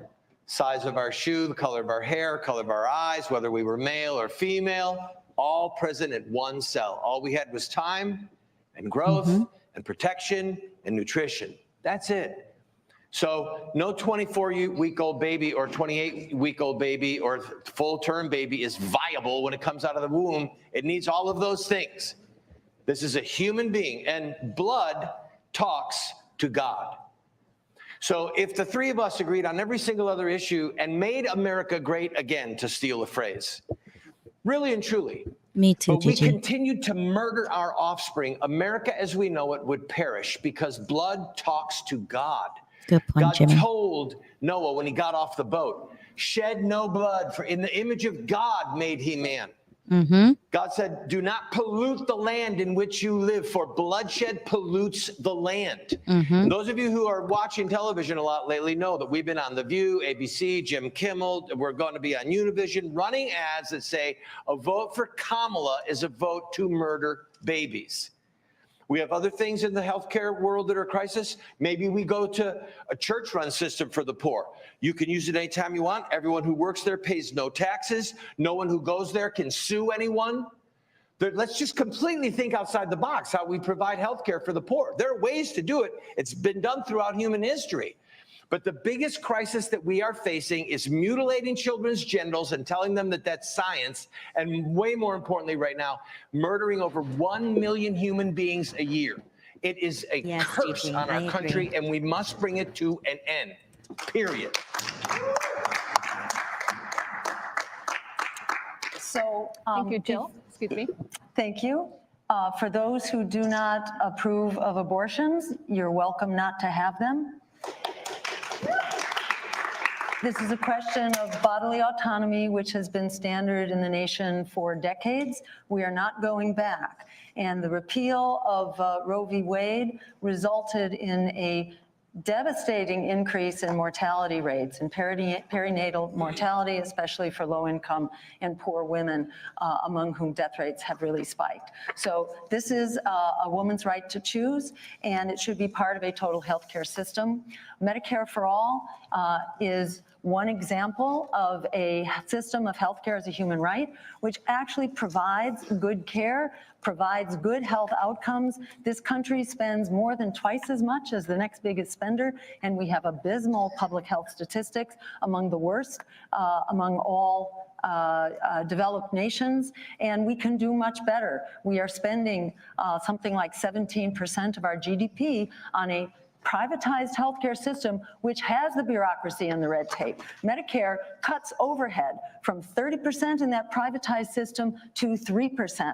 So this is efficient. This is not a government bureaucracy. To the contrary, this is a single insurer rather than hundreds of insurers who are all tracking exactly what you use in the course of your healthcare. Right now, if you develop cancer, and cancer rates are going up, especially in young people. If you develop cancer, the odds are about 40% that in the next 2 years, you are going to completely spend down your life savings. Something like 8 million people were driven into poverty trying to meet the costs of healthcare in this country. And yet we have the highest rates of chronic disease in this country relative to all other developed nations. So we can do this Good right, point, Mr. T. and we can save over $500 billion a year by cutting out the red tape, waste, and bureaucracy. Thank you. Rebuttal, Randall. Ready, everyone? Follow the science. It's not your body. If you want to pierce your ear, pierce your ear. It's your body. You want to pierce the heart of a baby in your womb with a knife? That's not your body.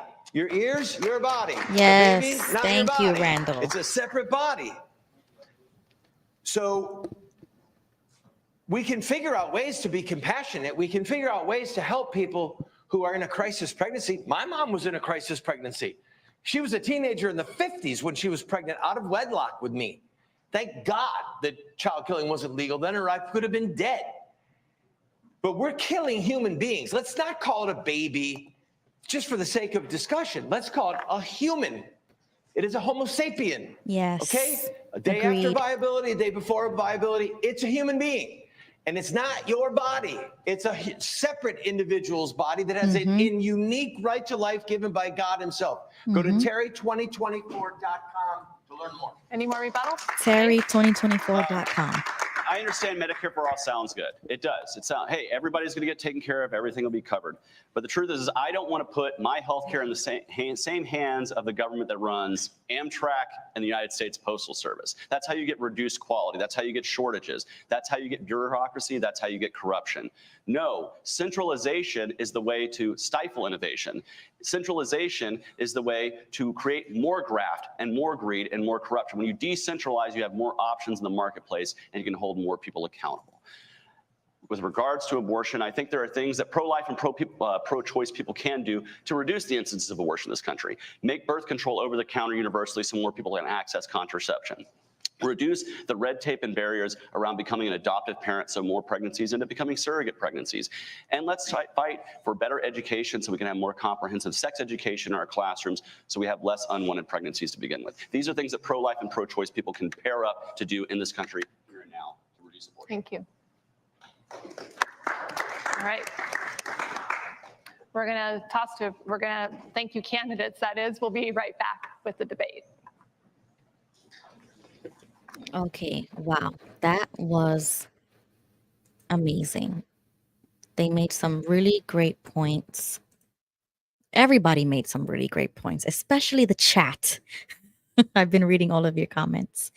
Gigi says, thanks, Ruby. I like that guy with the 70s afro. Yeah, that's Randall Terry. He's from the Constitution Party, and that's why I like him so much. When Lucy first showed me the first debate, I was like, I finally found myself politically because I'm like, I'm not a Republican. And that's what I was talking about the last time with you and Jesse. And it's because deep down inside, I do feel like a constitutionalist. I take it very seriously. And they kind of like say, oh, well, that's like right wing, like further right wing, the Constitution Party, because, you know, it has a lot of Christian elements. And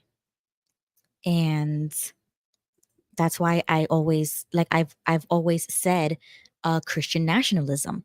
And it's because I agree that certain things you just have to call a spade, like what Mr. G said a long time ago in the chat. And there's just certain things that I would draw the line at. Having an abortion is not healthcare. You know, certain things like Chase has said about housing and what he said about the GMO, like, oh, well, if somebody wants to have that, then it should just be labeled. But if they want to have that, then let them have it. And that's the libertarian position. Like, he is really a libertarian when you when you hear him. And it kind of, I don't like that. I just don't like that element of libertarianism, because even though somebody else yes has the freedom, I agree with like the underlying libertarian idea, but just because they have the freedom to do it, right, and you know that it is unhealthy, right, that it's going to cause obesity or cancer or whatever, there's gotta be a better way to regulate stuff like this so that the whole entire nation is safe from poison, is safe from these certain things. And just because you have the freedom or the right to do it doesn't mean that you can just do it. Like how they want to just make abortion legal. They want to, you know, to say that, like that line of, that line of thinking. But at the same time, like Jill says, well, if you don't want to have it, don't have it. But that's how we were feeling about with COVID. We were like, if I don't want to have a vaccine or wear the mask, then I should have the freedom not to do that. And if you were a libertarian, you would say the same thing. You would say, well, as long as I'm not hurting anybody or whatever. But then they're going to say, oh, yeah, you are hurting somebody because you could spread it. It's a virus or whatever. You know what I'm saying? So it's like you're always going to be hitting a wall with these people. And that's why for me, I'm like, no, I'm not going to be doing this back and forth. I'm going to just be like one hardcore on something. Okay, I think they're back. To our next question, let's just start off with Randall. Since last October, the official number of those killed in Gaza is 40,000, with actual casualty rates potentially being several times that.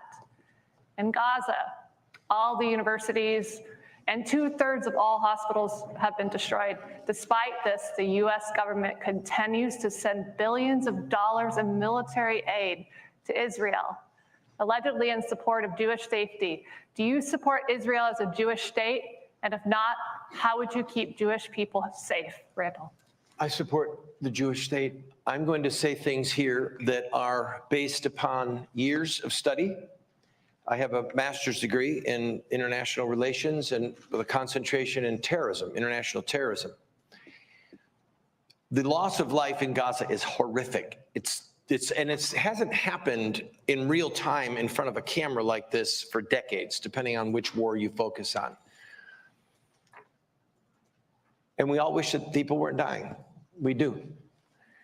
The problem is this: Hamas, Hezbollah, the Muslim Brotherhood, all of them followed the words and the teachings of Muhammad and his early companions. Mm-hmm. And when you hear in their constitutions, all of them say that they will wipe Israel off the face of the earth. Mm-hmm. That's not something they came up with recently. That comes from the heart and soul and the founding of Islam itself. If Muhammad was alive today, he would be hunted by Interpol based upon his biographies and the things that his most sacred writers tell us that he did and he authorized: wholesale rape, pedophilia, the outright theft of entire villages. It was peaceful at the beginning. It didn't end up peaceful. After the Battle of Badr, read for yourself. Read the book by Ibn Ishaq, the only canonical biography on the life of Muhammad, by Ibn Ishaq, The Life of Muhammad. Read it for yourself.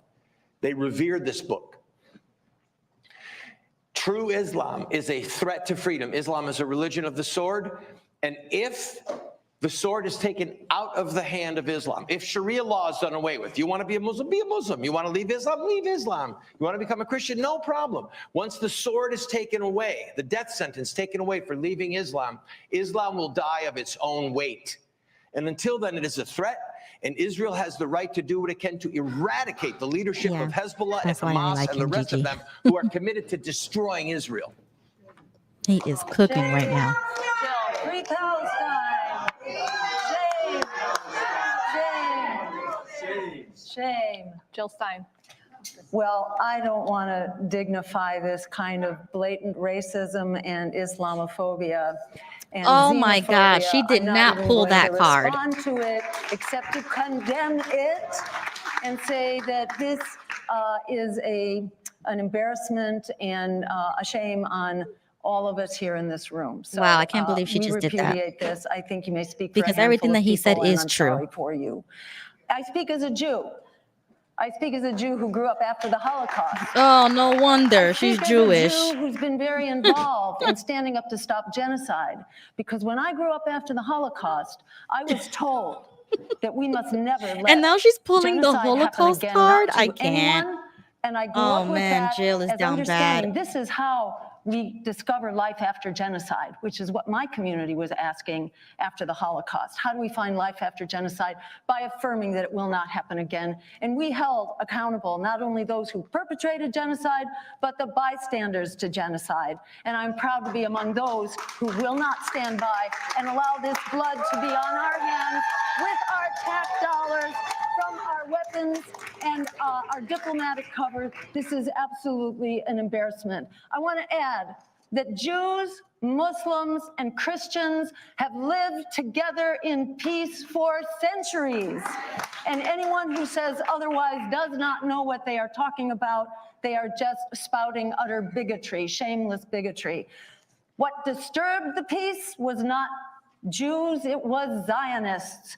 Zionism is an ideology of displacement, of ethnic That's the only thing she got right cleansing that there has led about to the Zionism. genocide. Everything That is else. the problem that can be fixed. The world's I'm community sorry, of Jill. nations agrees on this. The International Court of Justice agrees. Israel needs to stop the genocide, and the U.S. can stop the genocide right now with a simple phone call by ending the flow of weapons to Israel.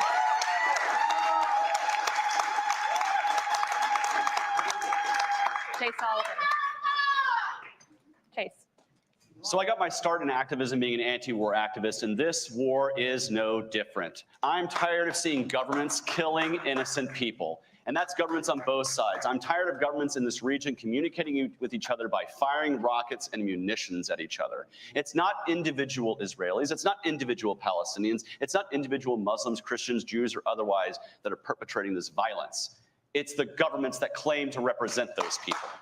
And government is violence, and we are party to it because we back the nation of Israel with billions and billions of dollars with arms. They would not be exacerbating this war and furthering tensions in Lebanon, which has created 1 million displaced people in Lebanon, poking the eye of Iran. They would not be doing this if they weren't absolutely certain that the United States government would not be backing them every step of the way.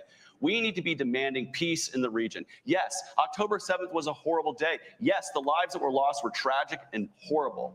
But we need to be demanding that a better response that is not killing tens of thousands of Gazans, leveling billions of dollars worth of infrastructure, and taking these people back to barely anything at all, where they are struggling to survive and they are dying of starvation, they are dying of dirty water, and they are dying because missiles are raining down upon them. We do not need to be supporting a warfare state. And as the United States, we need to be demanding peace in the region.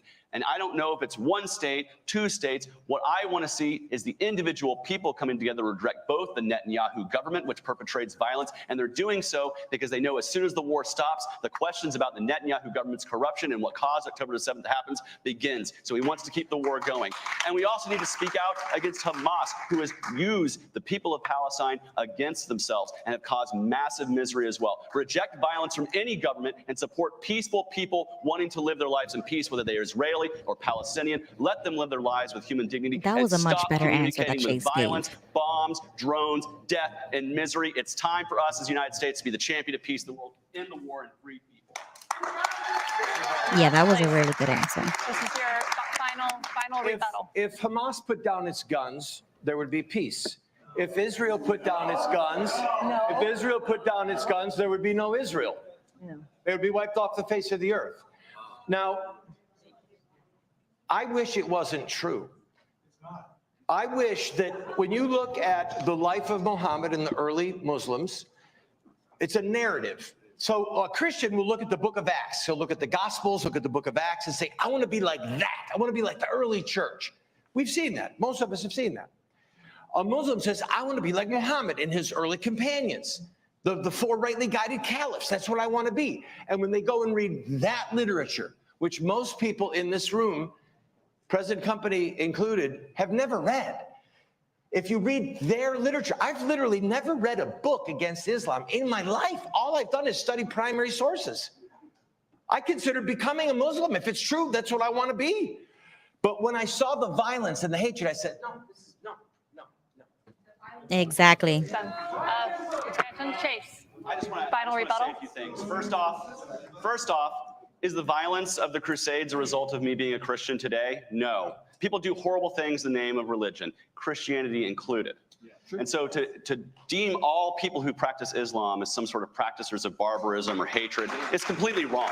It just is. The fact is in this country, where have I faced more religious persecution in this country? It's from Christians like myself. I am a Christian and I have faced Christian persecution as an LGBTQ person. But to say that every Christian is bad because of that would be grossly wrong and horrible. And the truth is the victims of this war in Gaza are not just Muslims. It's Christians too. Justin Amash, a member of Congress, a Palestinian Christian, has lost family members in this war. Violence is abhorrent. It doesn't matter what God you pray to. It doesn't matter whether you have a faith or not. If you are perpetrating violence against other people, it is wrong. And that's what we need to be fighting back against. Out of rebuttal. Jill, you have no more rebuttals. You have no more rebuttals. Jill, you have 2 left. Already rebutted. Yes. All right, next question. With over half of voters calling themselves independent, what do you feel is the leading reason why the country has not moved away from the established two-party system? 1 minute. Our two-party system is it's a political elite representing economic elites. As Supreme Court Justice Louis Brandeis said a long time ago, in this country we have a choice between vast concentrations of wealth or democracy. We've been concentrating wealth, which undermines democracy at every turn. It concentrates power in the hand of economic elites. Those economic elites can then buy influence to maintain their economic power and to buy political power. So that political power, we've got 2 major political parties which are bought and paid for. You can write $1 million check for Kamala Harris or for Donald Trump and for many other presidential candidates. The Green Party does not subscribe to the wholesale buyout of our political system. We need public financing of our campaigns. We need to repeal Citizens United. We need ballot access so that voters can have more choices and more voices. We need an open media. We need free and full and fair debates. We need to stop throwing candidates off the ballot like the Democrats have been doing to our campaign and perhaps to others as well. I'll leave it at that for now. Thank you. In just a moment. We're going to go to Chase, that is. Next, please. So if you're wondering why our election system pushes people to the Republicans and Democratic parties, it's because the game is rigged for that. They are conditioning people to think that there are only 2 options out there. Why? Because Democrats and Republicans are really the only people who favor or who favor by taxpayer-funded primaries. My taxes are taken out of my pocket to fund the Democrats and Republicans primary elections and all the media they get from that, from their media partners. Yes, the system is completely rigged against independent voices, but there are things we can do to fix that. If you go to my website, votechaseoliver.com, you can see my platform, the Voter Bill of Rights. These are things we can do to expand our democracy, to bring more choices and more voices into our process, to clean up the process by ending things like gerrymandering, by allowing for more ballot access for candidates, and to see things like ranked choice voting that are adopted so voters don't have to vote out of fear. They can vote for who they want to in the first round. These are the things that we can solve together. These are the things that independent voices need to join up with. Whether you're Green Party, Constitution, or anyone else, these are the reforms we need to fight for. So I hope you join me after November to fight for the Voter Bill of Rights. Randall. The system is absolutely rigged, and it would do well to look at Canada, Israel, Britain, Great Britain. Look at places where they have a multi-party system and at least learn from them. I would suggest that since the super PAC, since Citizens United, it has literally destroyed true, honest elections, where a handful of billionaires are just determining what we're seeing and hearing. So I'm trying frantically to raise money. You know how hard it is to raise money. We can get $3,300 max. But a super PAC can get $1 billion gift, a $100 million gift, and then just spend all that money. We'll make it an even playing field. Let Jill, let Chase, let Randall, let us all get big gifts in our campaigns that we can spend. And then at least maybe our message would be heard. But right now, the way the system is rigged, We literally don't even have a voice. Look, here we are. This is great. We're so honored and thankful to be here and have a debate where issues are disagreed upon. It's televised, but millions of people aren't seeing it because the Democrats and the Republicans don't want them to see it. Right. Good point. Rebuttal, Jill? Okay. Well, we're going to thank you, candidates, and we'll be right back with the debate. Wow, that was awesome. That was awesome. Now, please help me welcome. Opinions about what we just saw. That was a little crazy. First of all, what Randall Terry is saying is just true. Like he said, he wishes it wasn't true, but it is true. They would want to wipe out everybody else if it isn't their religion, their law. And they are an oppressive group of people. So who's going to stand up against them, right? So it's my opinion that Israel should continue defending themselves, but we should not have any part in that. I don't believe that we should be funding or sending money to any side or to any country to help them fight in their own war or their own fight. That is something that they can handle on their own, and we do not need to be roping ourselves into other countries and their disputes. Yeah, it's a really good debate, and it is, like I was saying before, you know, sometimes we are afraid to say how we really feel when it comes to politics because something can be deemed not politically correct. You know what I mean? And I'm not afraid to agree with Randall Terry and almost everything that he said tonight and with Chase. But for some reason, Jill is nowhere near my radar. And she had a few good points, but the cons outweighed the pros for me. Gigi says, will Trump repeal Citizens United? Well, that's a good question. Lucy says, do you know that Israel can afford to give her citizens free health care? Well, good for them. John says, it's good to hear an alternative opinion on politics. Yeah, like I am so happy that Randall is not afraid to say what he's saying right now. I did not like when Chase pulled the persecution card when he mentioned that as he was a LGBT person, and I did not like when Jill pulled the Holocaust card and the Jew card. I just wish that these people had a better reply, because in the beginning Chase had a better reply than Jill, in my opinion, when he was talking about when he was in his rebuttal. But she came out with like, oh, that's racist and bigoted, and I was like, no. For me, that kind of just turned me off a little bit. Lucy's point is that Israel does not need our tax money. Yeah, nobody does. In my opinion, I am so like America first that I am isolationist type America first. Like we should be pulling everything away from the world until we fix our country and our border first. Okay, I think they're back. In January 2001, the annual inflation rate was 1.4%. It rose to as high as 9.1% in 2022, June of 2022. It's declined now to 2.4%, although there are variances depending upon what item category. However, Good night, overall, Mr. G. Thanks for the inflation joining. has gone up over 20% during the current administration. And so the question is, why do you think we had so much excess inflation? And what would you do to try to make sure that we don't repeat it? And we start with Chase Oliver. Well, as I've said before, government debt and deficit spending is the primary driver of inflation. And yeah, you guys remember when we got that $1,200 check for COVID?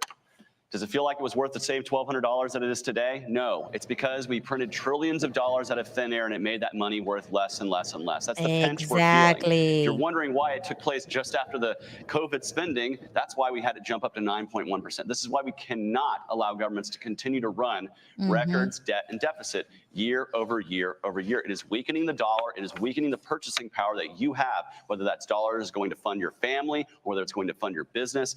It is affecting the economy of the United States.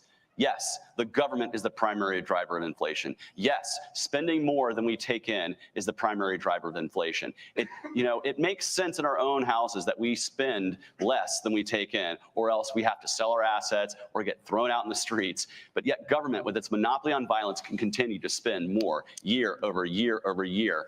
And that creates the hidden tax that is inflation, that is highly regressive. It affects the poorest among us the hardest. And you know what? Not one Congress has to approve of that tax raise. Not one Congress has to say, hey, let's tax poor people harder. They just spend more than they take in, and it causes the inflation that we all feel. And we should be absolutely outraged by this.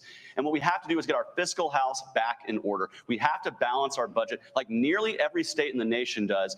This should be a priority for the United States federal government. I would love to pass a balanced budget amendment, but to do that would require Congress to support limiting their own power. And so I say, if you want to balance the budget, stop supporting politicians who advocate spending more each and every year than we take in. Support libertarians and support those who want to get government cut down to size so we can stop feeling the pinch of inflation in our pocket every single time we go to the grocery store. I agree, Gigi. Thank you very much.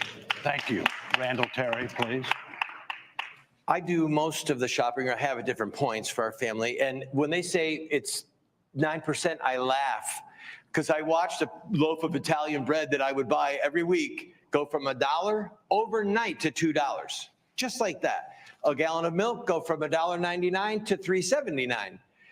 A pound of bacon go from $4 to $8 or $9. So I'm not sure what they're basing it on, but it's not the grocery bill. That's number one. Number two, what I would do to lower inflation would be the same thing that I would do to pay off our debt. ANWR. Drill in ANWR. Not just make us energy independent, completely energy independent, but also make us an exporter of oil. Because there's a lot of countries that want to buy oil, and they'll buy our oil. And we could say a certain portion of every gallon that we sell to another country goes to reduce the debt. And oh, look, when gasoline is $1.80 a gallon and diesel fuel is $2.10 a gallon, the cost of shipping goes down. Everything that we lay our eyes on in here, everything has been trucked. That's why it's the most powerful union in the country. Everything is trucked. And trucks are run primarily by diesel. And when you lower the cost of fuel, it's going to lower the cost of goods. And that means that our prices will go down. So the answer to inflation, drill. The answer to lowering the deficit, drill. The answer to not funding terrorism at our gas pump by sending money to sheiks and people over there that are using petrodollars to fund terrorism, drill. If I said drill, baby drill, I could say that till the end, but I won't. I've got 20 seconds. I'll surrender it. Thank you. Dr. Stein. So if you think that drilling is the answer, get ready for a whole lot more hurricanes, get ready for a whole lot more drought, which, by the way, is going to raise the price of food, which is a major driver of inflation here. Get ready for, superstorms and forest fires, wildfires going out of control. The World Wildlife Fund put out a report just a couple of weeks ago showing that actually wildlife populations have declined by 75% in the last 50 years. You think we can sustain this for long? Good luck. We are part of that web of life. The web of life collapses, we go with it. So we need a holistic system here. And let me just say that some of the most useful things we can do would be to address the desperate shortages that are driving up prices in housing. And we talked about that before, about how to basically stabilize the rising cost of housing, which is a major contributor to overall inflation and the desperate economic circumstances of our families and communities. We need rent control. We need to build out environmentally sound and cluster housing so that it is not contributing to sprawl and more traffic and more energy consumption and pollution starvation and drought and inflation because of our food supply, et cetera. This is a complex system and we need to do thoughtful planning. But there are ways we can address housing that's going to be helpful all around. Healthcare, as I mentioned before, we can drastically reduce the cost of healthcare through a Medicare for all system. And we can ensure that we have a sustainable food system and that we address the climate crisis driving drought, which is a major contributor to the climate crisis. So we can ensure that we have a food supply and we are enabling American families to meet their needs. We can also raise the minimum wage so that families are more able to cope with the rising costs. Do we have any rebuttals, or is everybody okay? All right, let's go to the next question. Right. Which is, well, two of you are. All right. All right. Well, thank you, candidates. We'll be right back with the debate. Okay, so that's you see what I mean with Jill is like she answers a lot, like she says a lot when she's replying back to something, and I kind of feel like it's just a little bit too much. She needs to stick to the point a little bit more and say more with less words, I guess. I don't know. I just feel like it's way too much and I'm not like grasping what she's saying. But when you go to her website, it looks really simple. It looks really nice. I like the website. I like how she stays on brand. Like she is green. So I got to give her credit for that. She preaches what she actually believes in. But when you read the policies, it is a lot of socialist ideology. So that's just one thing that, even though she sounds good, looks good, I would never agree with Jill's position. Chase, he answered a lot of good questions. He answered in full. I felt like he answered, really good. And another good guy who, practices what he preaches. He definitely is libertarian. He sounds like one. He looks like one. Like, like he's really good with that. And the same with Randall. I think Randall is out there. He's outspoken. He's not afraid to speak his mind. He's a little fun, it's light and I like him. I like his personality. But he does go off on the religious side a lot. I wish he would stick more to, what the constitutionalists believe in. And yeah, those are just like my opinions right now so far with this debate. Jimmy says there is no climate crisis. They have been saying that blank since the 60s, and not one thing they said was going to happen has happened. Yeah, I agree with that. I don't believe that climate change is a thing. Not in the way that they make it out to seem. Okay. I don't want to say like it's a hoax or whatever, but it's just not the way they make it out to be. Because if it was really true, we would start seeing the effects, right? Like what Jimmy's saying, since the 60s. And we have not been seeing that. They are literally still buying property, beachfront properties and stuff like that. Okay. Both Chase Oliver and Randall Terry have used their rebuttals already. But Dr. Stein, you have two left, should you desire to do it. This is a 1-minute response. According to the latest Social Security Trustees Annual Report, the Retirement Trust Fund is projected to run out of funds in 2033, meaning all the bonds will have been cashed. If that happens based upon current law, benefits must be cut across the board 21% immediately and increasing over time. So what would you propose to do to try to make Social Security solvent, sustainable, secure, either specific reforms or a process or a combination? So Please. The cap on the Social Security tax needs to be abolished so that the wealthy begin to pay an equitable share. But, essentially then it's a flat tax, and a flat tax is regressive. So, I would propose that we actually not only get rid of the cap, but that we have a progressive Social Security tax so that the wealthy are paying in according to their ability, because they are benefiting the most from the fruits of our labor here in society, and they can afford to contribute. And I would not make it progressive until the highest, substantially high levels of income, but it ought to be progressive because Social Security is absolutely critical. It's a fundamental pillar of our economy, and it needs to be protected and preserved. Thank you. Mr. Oliver. So you said solvent, sustainable, and secure. I would argue that Social Security is not going to be solvent and is not sustainable. For younger workers like myself, we're going to be paying into a system and not receiving benefits. So we need to reform the system, remove ourselves from a government-controlled Ponzi scheme. If you just put your money that was collected by taxation into the S&P 500, you'd be getting a better retirement than what you're getting out of the Social Security Trust. The numbers speak for themselves. And so our Social Security plan is to allow for those who are currently on or near Social Security retirement to have those retirement benefits. My mom paid into the system her whole life. She has no option other than to live into that system. But for younger workers like myself, we should be allowed to take our employee contribution and not have it taxed away from us. Instead, we can put that into a mutual fund, IRA, or any other type of retirement account that will get us a better return on our investment for Social Security. Social Security is a dinosaur socialist policy that does not work for the 21st century. We need to reform ourselves where we can save for our own retirement. And when mutual and direct aid will help us help those in need a heck of a lot better than a government-sponsored Ponzi program. Thank you. Mr. Terry.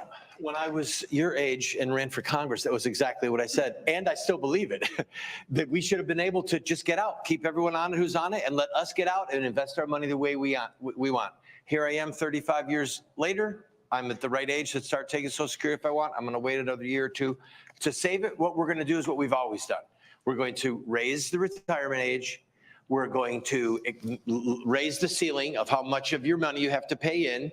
I do want to say that a progressive income tax is based upon jealousy. It's based upon covetousness. It is based upon greed. It is fundamentally unjust. But we are going to have to, if Social Security is going to survive at any level, there is going to have to be perhaps, and this will not, I don't like this, but a means testing. If someone really does not need it, then maybe that would be one way that, I mean, it's unjust. That's the problem. I'm not saying that should be done, but it's something that's going to be considered. Dr. Stein, do you care to rebut, or are you okay? I mean, I would say that Social Security is a fundamental program for economic justice in this country. It has taken millions upon millions of seniors and brought them up out of poverty. There may be a system out there, but we have yet to see something that is as time tested and proven. What we need to do is ensure that Social Security is solvent by these kinds of austerity measures, by this kind of draconian cuts and privatization. That's exactly what we see going on under the libertarian government right now in Argentina, where we are looking at skyrocketing rates of poverty and inflation rates of about 250%, as well as enormous social unrest. So I don't think that is the guidance for the way forward. I think we need to preserve and improve and protect Social Security. Thank you. Thank you. Thank you. Thank you, candidates. We'll be right back with the debate. Okay, Gigi, you're on. Oh, wow. Hey, listen, just real quick, let's just talk about flat tax, and we'll do this with Amazon. This is a perfect example of how the flat tax works, but and the system that they're describing, like Jill and others, that they disagree, shows how Amazon keeps getting richer and richer and richer. Back in the day, everybody was selling on eBay, and you can go to the post office and you can send a flat rate envelope for $5 over the United States of America. Everybody was doing it.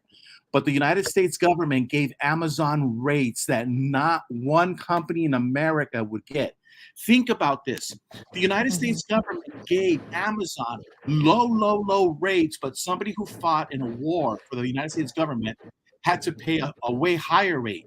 So how could a guy who fought in a war, a veteran, how can he compete with Jeff Bezos when the government is funding him? So no, flat tax does work. When everyone pays the same rate, whether you're Donald Trump, Jeff Bezos, or your mother, a single mother who's going to garage sales and selling things on eBay, that's a flat tax.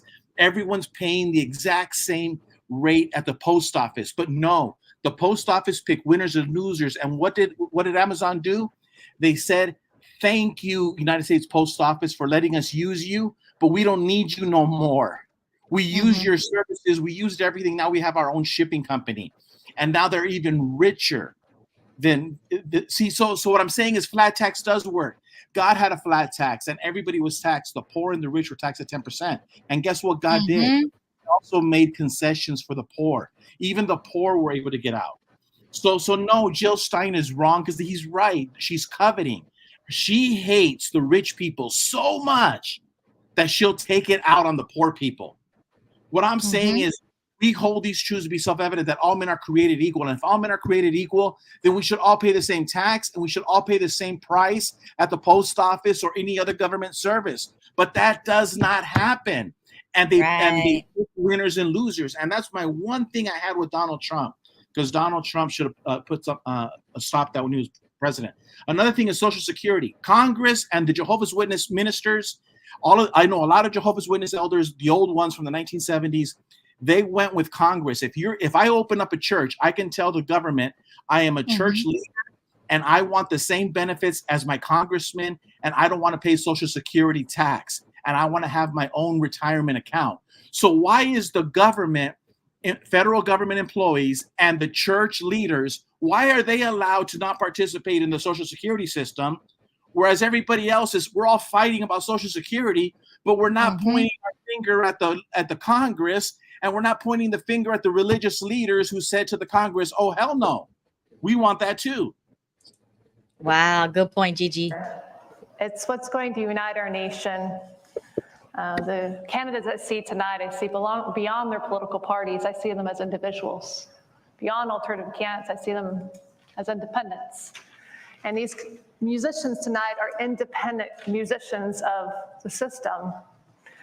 And through United We Stand Festival, we've been hosting free and equal elections for 8 years now annually. We're breaking out into a tour in 2025, bringing together conscious artists and thought leaders. And I hope you feel the music and the frequency of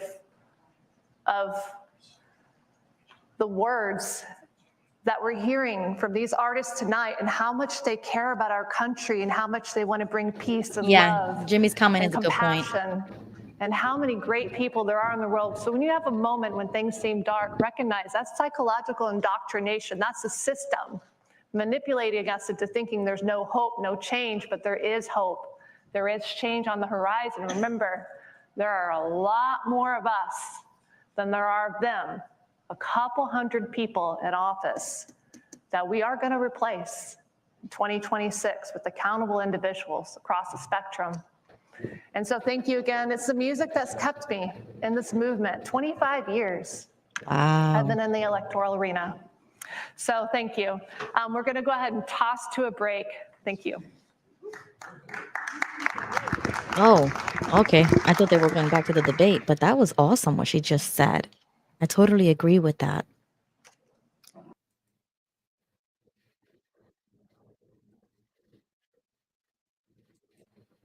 And I like that they have the, alternative people and independent musicians and things. That's pretty nice. I just don't like the format of like asking questions and then going to a song. It just feels weird to me. This comment I'm going to read out loud because it's that good. Jimmy says, yep, there needs to be a flat sales tax of 14% to 17% on new items bought, with food and medicine being exempt from sales tax. No federal income tax on anyone. Why? Because it's unconstitutional. And that's why I would agree with the libertarians when they say that taxation is theft. That's like the one thing that is appealing when it comes to the libertarians, because we can all agree on that. except for Jill. I think she had an opposing view about that. Jimmy says, before 1913, all Americans kept their money and the US was still an economic powerhouse in the world. Exactly. That's what I'm saying. We need to go back. We need to make America great again before 1913, before all of this fiat system and all this central banking and literally everything that we're seeing today. We just need to go back. But thank you for those good comments, and thank you for Gigi for hopping on and giving us his thoughts and opinions. Yeah. Jimmy said, yep, MAGA. And I like saying now the MAHA, make America healthy again. That's my thing. Hello, Gigi. Hey, sorry about that. Hey, so I wanted to get that in before. I didn't know how long they were going to go.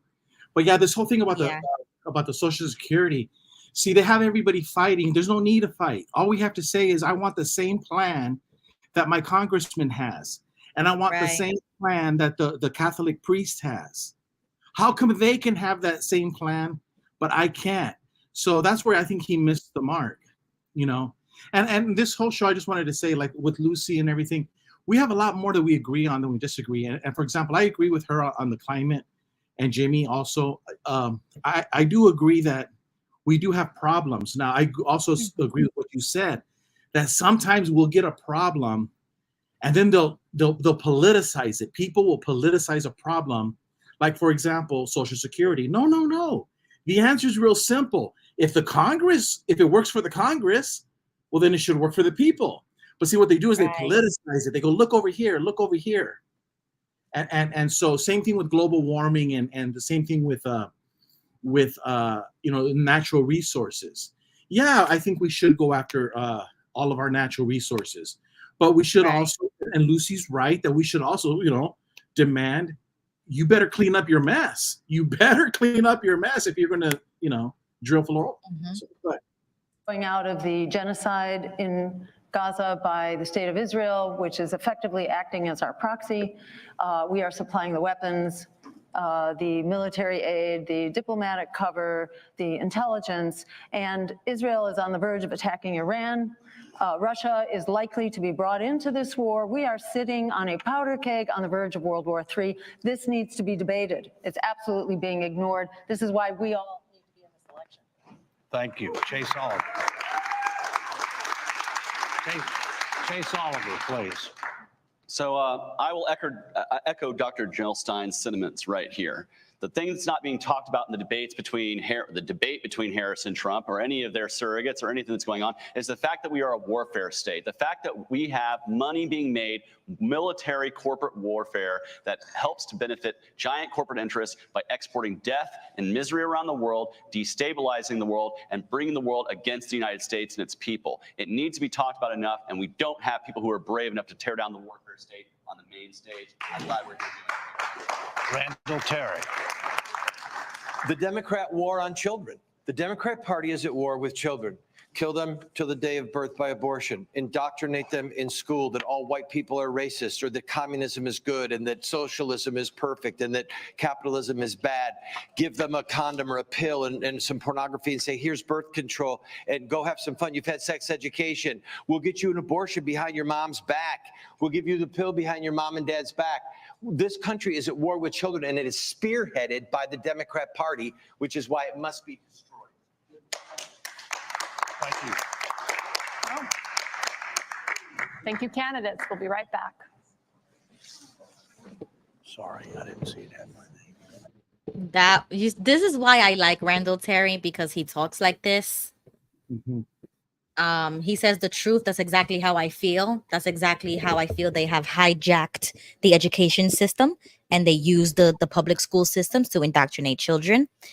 It all went down the drain when they started normalizing the whole month of June to be Pride Month. That does not represent all of Americans.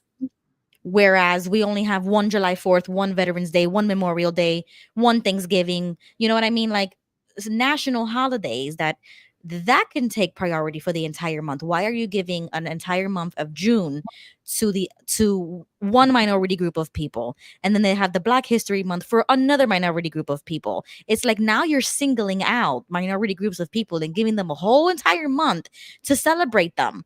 That, to me, I reject that.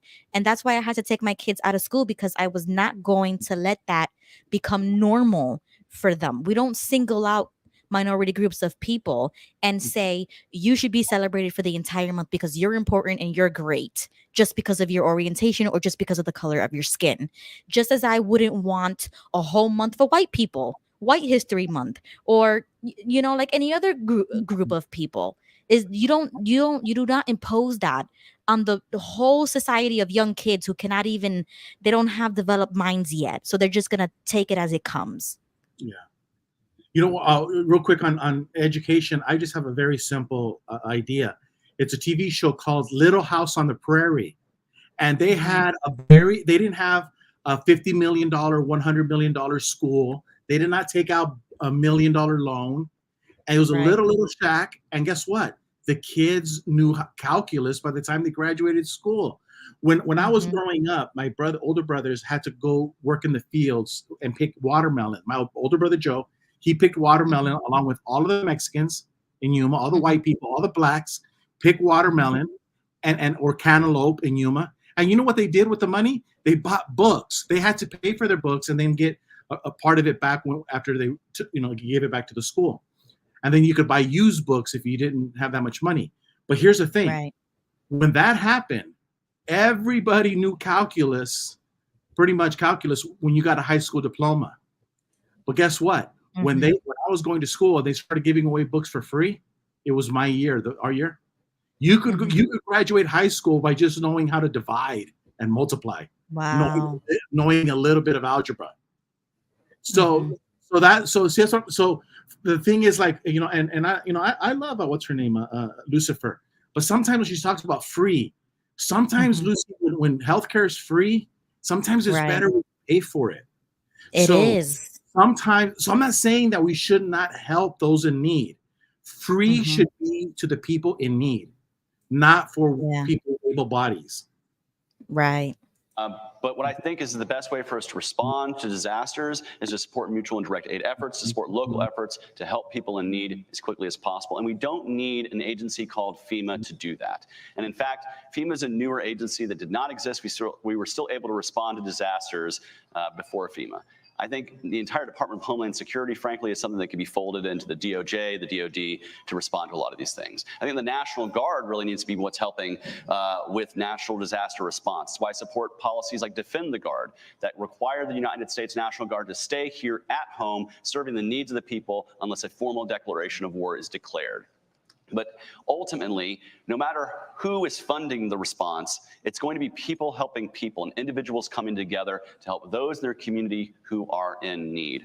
And that's what I like to see out of these disasters. As much as these disasters harm people, ravage landscapes, destroy families, and kill people, we also see the power, the ultimate power of what happens when humans care about other human beings and come together in times of need. And we shouldn't have to have natural disasters happen to make that the standard operating procedure of each and every individual. Randall. Love God with all your heart. Love your neighbor as yourself. Many of us read the story about the man who had his own helicopter who was going in and taking people, and then someone in law enforcement told him to stop. And later on, he did stop. He went back and got somebody stopped ferrying people to safety. And later on, he said, the next time if they tell me to do that, I'll go to jail. And all I could think of was, you should have gone that time.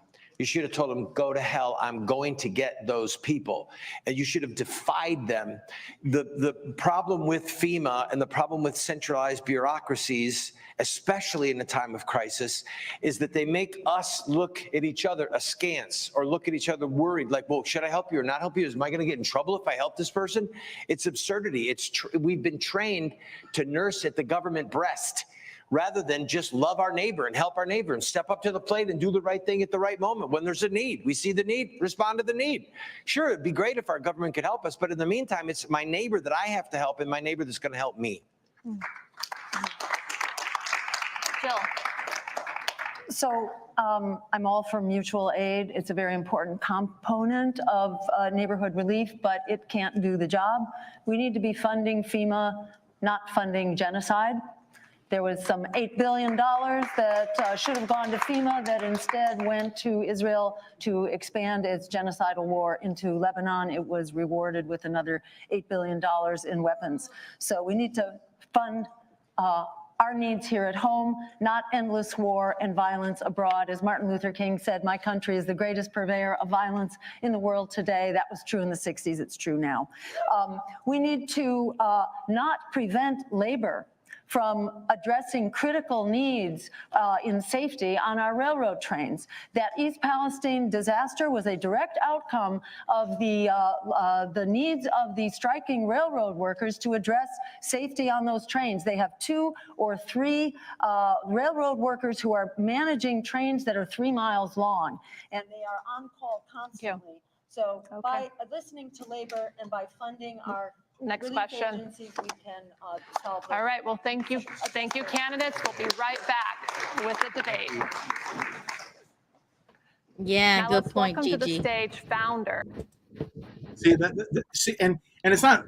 I'm not saying she's a bad person. Is she believes that you have to have a badge to help people in North Carolina, and the other guy's like, no, you just help it because he's your neighbor, and therein lies the difference. You know, do we believe that the government should be nursing us all the time or not? Right. And she's right. There's no such thing as free, but there are people that do need help, and those are isolated incidences, and there's no reason why. And the federal government should not be involved in it.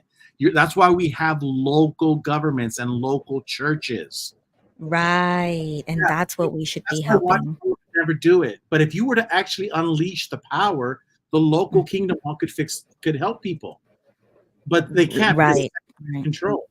You see, and so that's the difference between a statist and she actually. These people actually believe that the government is magnanimous, and we believe that the government is inherently evil.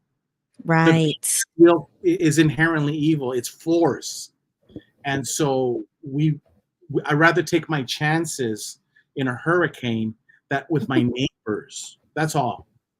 Right. But if somebody is a statist like that, that is the definition of socialism, right? They believe that the government should be the one giving all these handouts and be the one paying for everything. The party. Okay. But and doesn't does socialism lead to communism, or is it the other way around? I mean, I'll let Jesse answer that one. He's not here. Okay. Because I was thinking like that like these are the baby steps, which is socialism, and then in turn, that's the slope you're going to go down to. Yeah.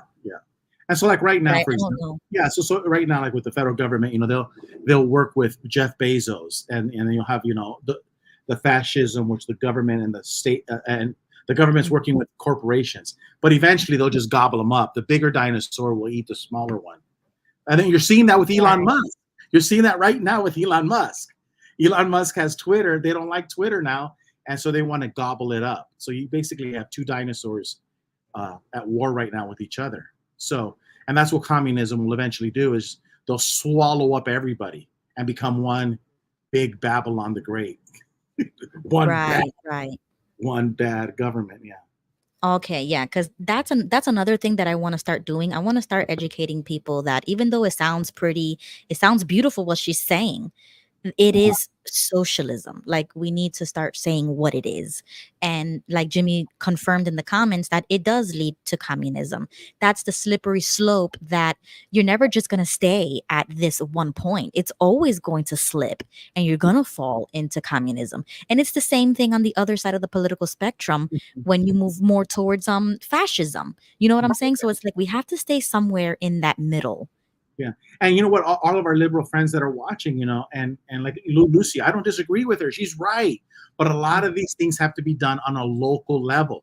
Like, I'll give you an example. She's talking about global warming, and it has to do with the carbon coming out of the ground and into the air. Why? Because we've done this. We already know this, because, like, remember when the Americans crossed over the Mississippi, and then all of that was grass and all of the buffaloes, and they killed all of the buffaloes, and then they started plowing and then the Dust Bowl came. So they basically took all of the carbon dioxide that was supposed to be in the ground and nurturing the plants. So this is the problem. Lucy's right, but also the same people on the Democrat side are going to go police you if you try to have a farm in your home. Right. You see, so Jersey is 800 signatures. New York and California are insurmountable.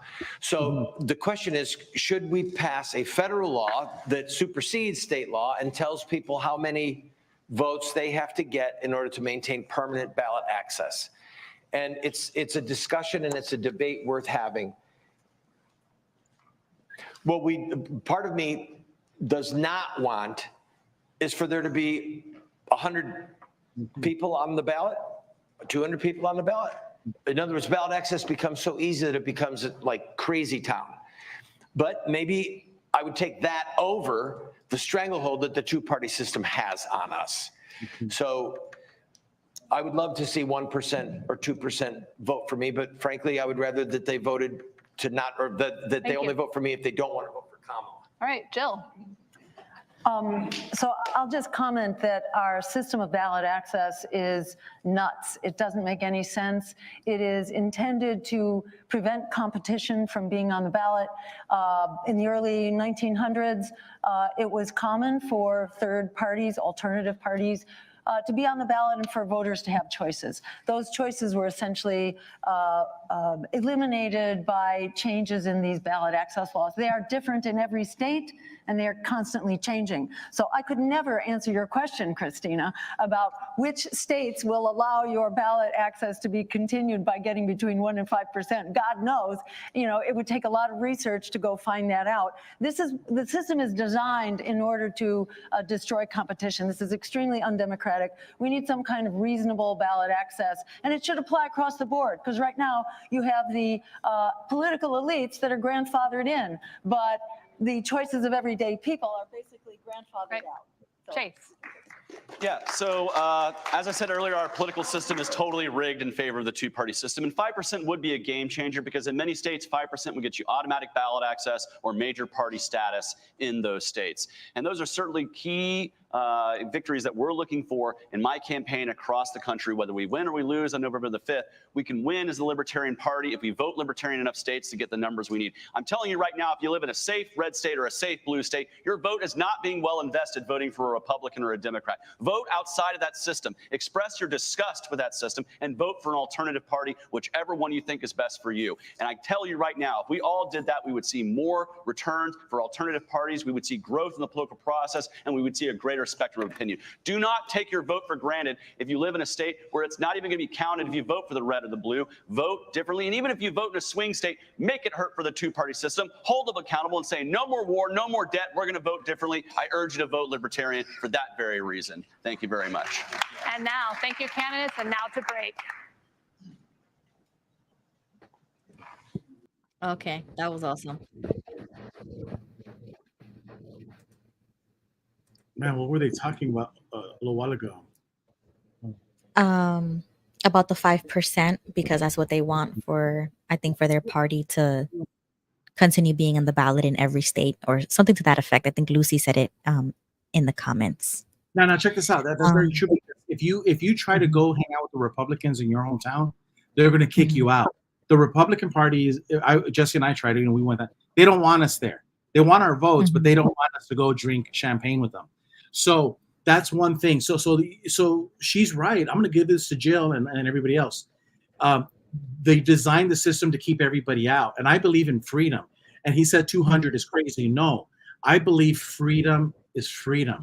Freedom should always be, or should reign supreme. Can you have a thing like 1% or 0.5%? Yeah. You know, but freedom should always be. So how many people should run for president? As many as you can. Freedom, because that's the best choice. And everywhere we go, we see people limiting freedom. Well, and the Democrats and the Republicans are doing that, like they say about Jill Stein is not on some ballots because they don't want you to go to the party. They have control of the party, and if you don't believe me, go to the Democrat or the Republican on election night and go to the bars. You're not invited. They don't want you there. Very interesting. I'm gonna look into that in the future because I don't think Florida is a real red state. I think that Florida is like a, I don't know. I think they say purple, but I don't know. I don't really understand that. I would have to like read more about that, like why they consider a state to be completely blue or completely red. And that's the system that they're talking about. Break away from that, make your vote count. I truly believe that it will count if you vote for a third party, if that's what you want. But then if you won't be able to vote in the primaries because some states you can't, you would only have to vote for the person in your party. So that party has to grow first. Like what he said, you shouldn't have like 200. I agree with that because you should at least have a party that's established. It has enough percentage, like they're explaining. Not just anybody could run for president. You know what I mean? Like, well, yes, they can. Anybody can run for president. Let me take that back. But you should at least have everything set up. Like you're legit. You have a party. You have the vice. You have a plan and things like that. But we have to get more involved. It's us. It's the voter who has to make that happen. Well, let me challenge you on. I think everybody in Florida, every county in the United States, every city in the United States is red. Everyone. And I base this because I believe in Jesus Christ, and I got to throw in the Bible because this is an ex Jehovah's Witness channel. And Jesus says that when the majority is gone, then remember he said then he'll return, right? And so the fact that Jesus is not here means that the majority of people do love law and order and truth. Okay, I'm going to unmute it now. Thought and individuals. So it is what it is. Ideas have consequences. A tree is known by its fruit. And the American Declaration of Independence has 4 references to God in it. And those 4 references are all Judeo-Christian. They only have meaning in the Judeo-Christian framework of the time. And they set out to define our liberty, our rights, praying, asking God to choose sides between the British and the Americans. The right to life comes from God. That right is sacred. It cannot be abridged. It cannot be denied. It can be abused. Human beings can be killed. We see that. But the right to life comes from our Maker. All true justice, all true fairness, equity, whatever adjective you want to use, flows from the Judeo-Christian framework.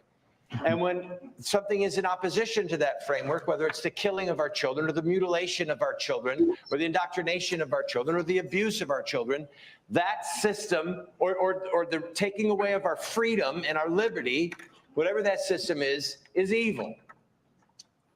I ask you to go to terry2024.com and understand why our mantra is very simple. Defend children, defeat Kamala, and destroy the Democrat Party, because the Democrat Party as an institution is a fountain of malice and oppression and treachery and evil against us, our families, and our freedoms. Thank you for the privilege of being with you. This is an historic moment that we're in, a moment of unprecedented crisis and unstoppable resistance as people rise up to put an end to endless war and genocide, to halt crushing inequality, climate collapse, and the assault on our democracy. In virtually every dimension of our lives, we are facing converging crises. The need for deep change has never been so urgent, and the possibility of that change has never loomed so large, because people are done being thrown under the bus by bought politicians and the wealthy elites that sponsor them. The war profiteers, Wall Street, AIPAC, health insurance, big pharma, fossil fuel giants, and more. Over 60% of Americans are now living paycheck to paycheck. Half of renters are struggling to pay the rent. Homelessness is at record heights. Countless millions are locked in student and medical debt. Half of youth are hopeless about the future, and the environmental crisis is accelerating over the cliff as we speak. Meanwhile, both parties are squandering trillions on the endless war machine, fueling death and destruction around the world. Martin Luther King's words ring true. My country's the greatest purveyor of violence in the world today. It's outrageous that our tax dollars are funding and arming Israel's genocide in Gaza when the American people and the world are demanding an immediate ceasefire. The war abroad is going hand in hand with the war here at home. And it's a war on working people and a war on our democracy. And all of these wars are joined at the hip. We need to cut the military budget 50%. We have the money we need for health care as a human right, housing, education, cancel student debt and medical debt, and for reparations. Frederick Douglass said, power concedes nothing without a demand. It never has and it never will. We must be that demand. Go to JillStein2024.com. Join that demand for an America and a world that works for all of us. Thank you. Chase. So I want to once again thank the Free and Equal Debate Foundation for having a debate where alternative voices can be heard. My name is Chase Oliver. I'm the Libertarian candidate for President of the United States, and it's been the honor of my life to travel this country, to meet voters across this country, to hear their concerns and bring about the solutions rooted in the ideas of liberty and non-aggression, that you own your own life and you know how best to live your life. You know how best to raise your family, and you don't need an army of bureaucrats in Washington, D.C. or your state house to tell you how to do that. If you're living your life in peace, that should be enough. And I'm happy to travel across the country to fight back against the evils of centralization and be an advocate for what happens when we decentralize power away from those who are concentrated and controlled by a giant corporate oligarchy. That is what is happening in our government, and the way to solve it is not more government, it's to get government out of the way of our lives. And so I am traveling across the country to say that we need freedom in our lives, we need liberty in our lives, and what we don't need is an abusive and intrusive federal government. So I am somebody who's advocating this in every single state in the country. I'm on the ballot in 47 states, and I'm a write-in candidate in the remaining 3. Meaning if you live in a state where Jill Stein's not on your ballot, Randall Terry's not on your ballot, or another alternative voice is not on your ballot, vote for me to voice your dissatisfaction with the system altogether. I welcome your voice. I welcome your vote. I'm anti-war, pro-immigration, anti-corruption, anti-abuse, and pro-freedom. Pro you controlling your own lives and seeing what happens when individuals can make the best out of themselves instead of having to rely on a government that tells them how to do it, when to do it, and what to do. That is the power of freedom. That is the power of liberty, and that is why I'm honored to be the Libertarian candidate for president all over the country, to say that we need something different. We don't need more control. We need more control over our own lives and not the lives of other people via the monopoly of violence that comes from government. Tear down the government, fight for freedom, and vote Libertarian in this election. No matter what state you live in, you have that option. Thank you. Thank you. Oh, and with that, my fellow Americans, tonight's debate comes to a close. I hope you've been touched and inspired by some of the solutions that you've heard here tonight, but our work does not end here. Tonight, we invite you to vote for your favorite candidate using our ranked choice voting app at freeandequal.org, powered by nexus.io. Thank you to all the candidates for taking the stage this evening. I'd like to thank our sponsors, broadcast partners, coalition members. Okay, so they are done with this. And what are your final thoughts, Gigi? Or if you have any other comments? You got to unmute yourself. Yeah, going back to what I was saying earlier, it's not the end, because the great majority of people do love law and order, do love justice. So everybody is a red state. And you saw it right there in the closing arguments that Jill Stein, Chase Oliver, and Randall Terry, they know there's a problem. They know they're lying in Washington, D.C. They're calling it out. And there's more in common with all of us, except the Democrat Party. They totally abolish. You cannot find common ground but you can say that Donald Trump can sit on the table with those 3 people and say, okay, what is it you want? What is your top, say, 3? And we can work on a lot of things. So that's good. That's what I'm saying. Jesus isn't here. So that means that the majority of us do love the truth, do love the difference between right and wrong. And every state and every county is a red state if the Democrat Party were alive today with John F. Kennedy, maybe it would be the blue state, right? Everybody would be blue. But John F. Kennedy was killed by the CIA. Right. And so Robert Kennedy says, "Hey, we got work to do." So did he become red? Did he become Republican? No, he has work to do. He believes in truth, justice, and he believes in the American way. And I got to give it to these three people. Even though we may not agree on a lot, we do agree on many things, and we can get things done. Something that you can't do right now with Democrats. They're like petulant children that have the ball, and they go, abortion, abortion, abortion. I don't want to play abortion. Like, okay, let's play ball. No, they're petulant children, and they're drunk on power. Is my thing. So I'm glad this debate happened. I'm glad you're out there, and like I quote my brother Jesse. The atheists, they ask good questions. The flat earthers ask good questions.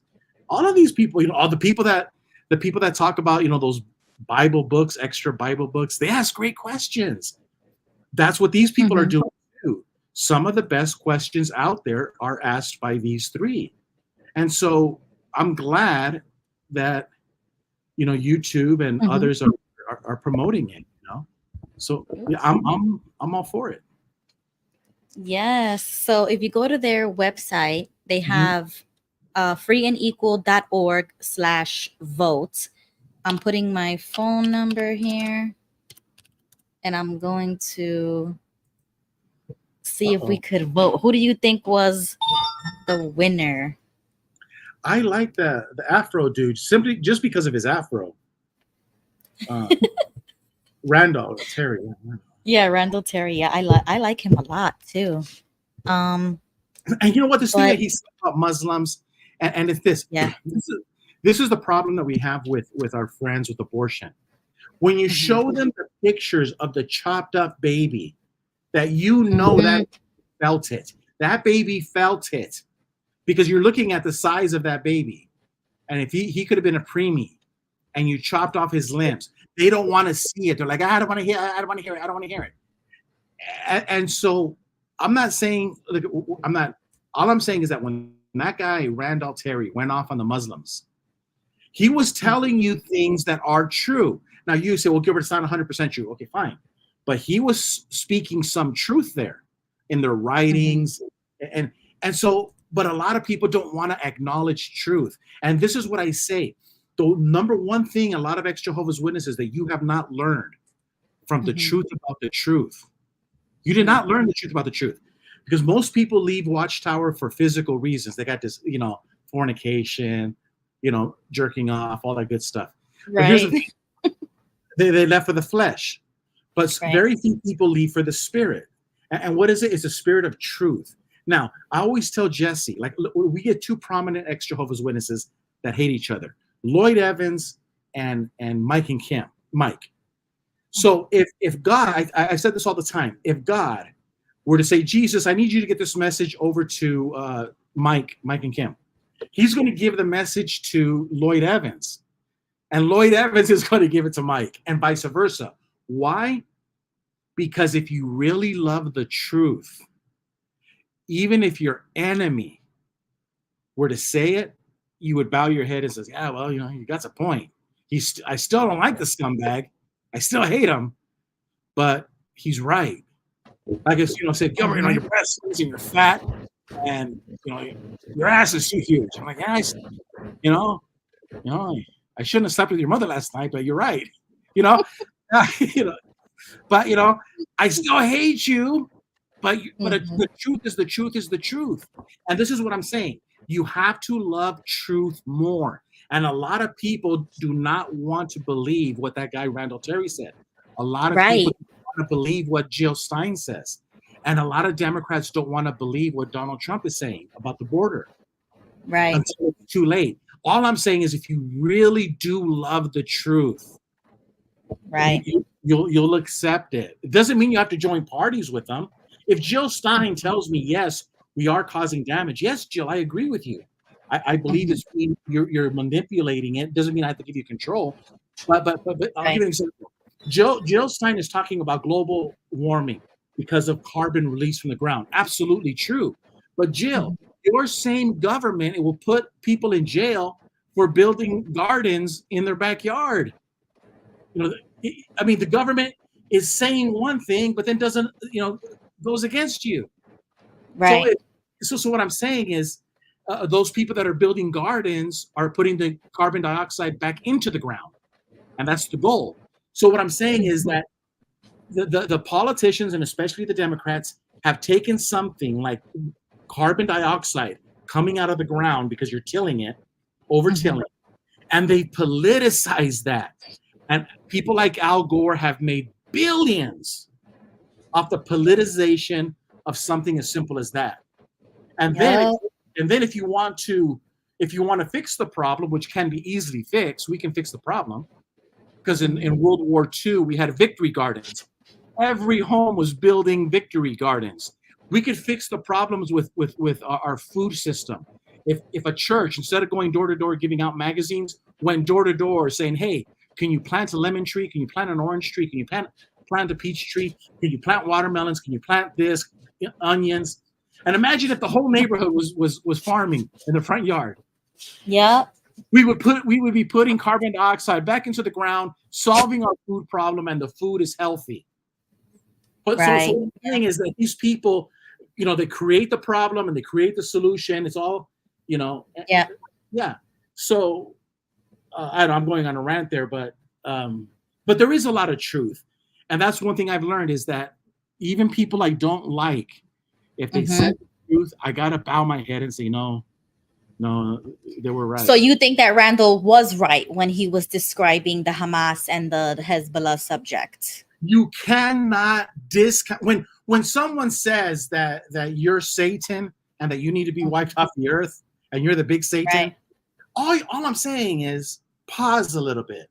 When someone is showing you Jill, when someone is showing you a picture of a baby whose body is chopped up, and his preemie cousin survived outside of the womb in a hospital because he was 6 months old.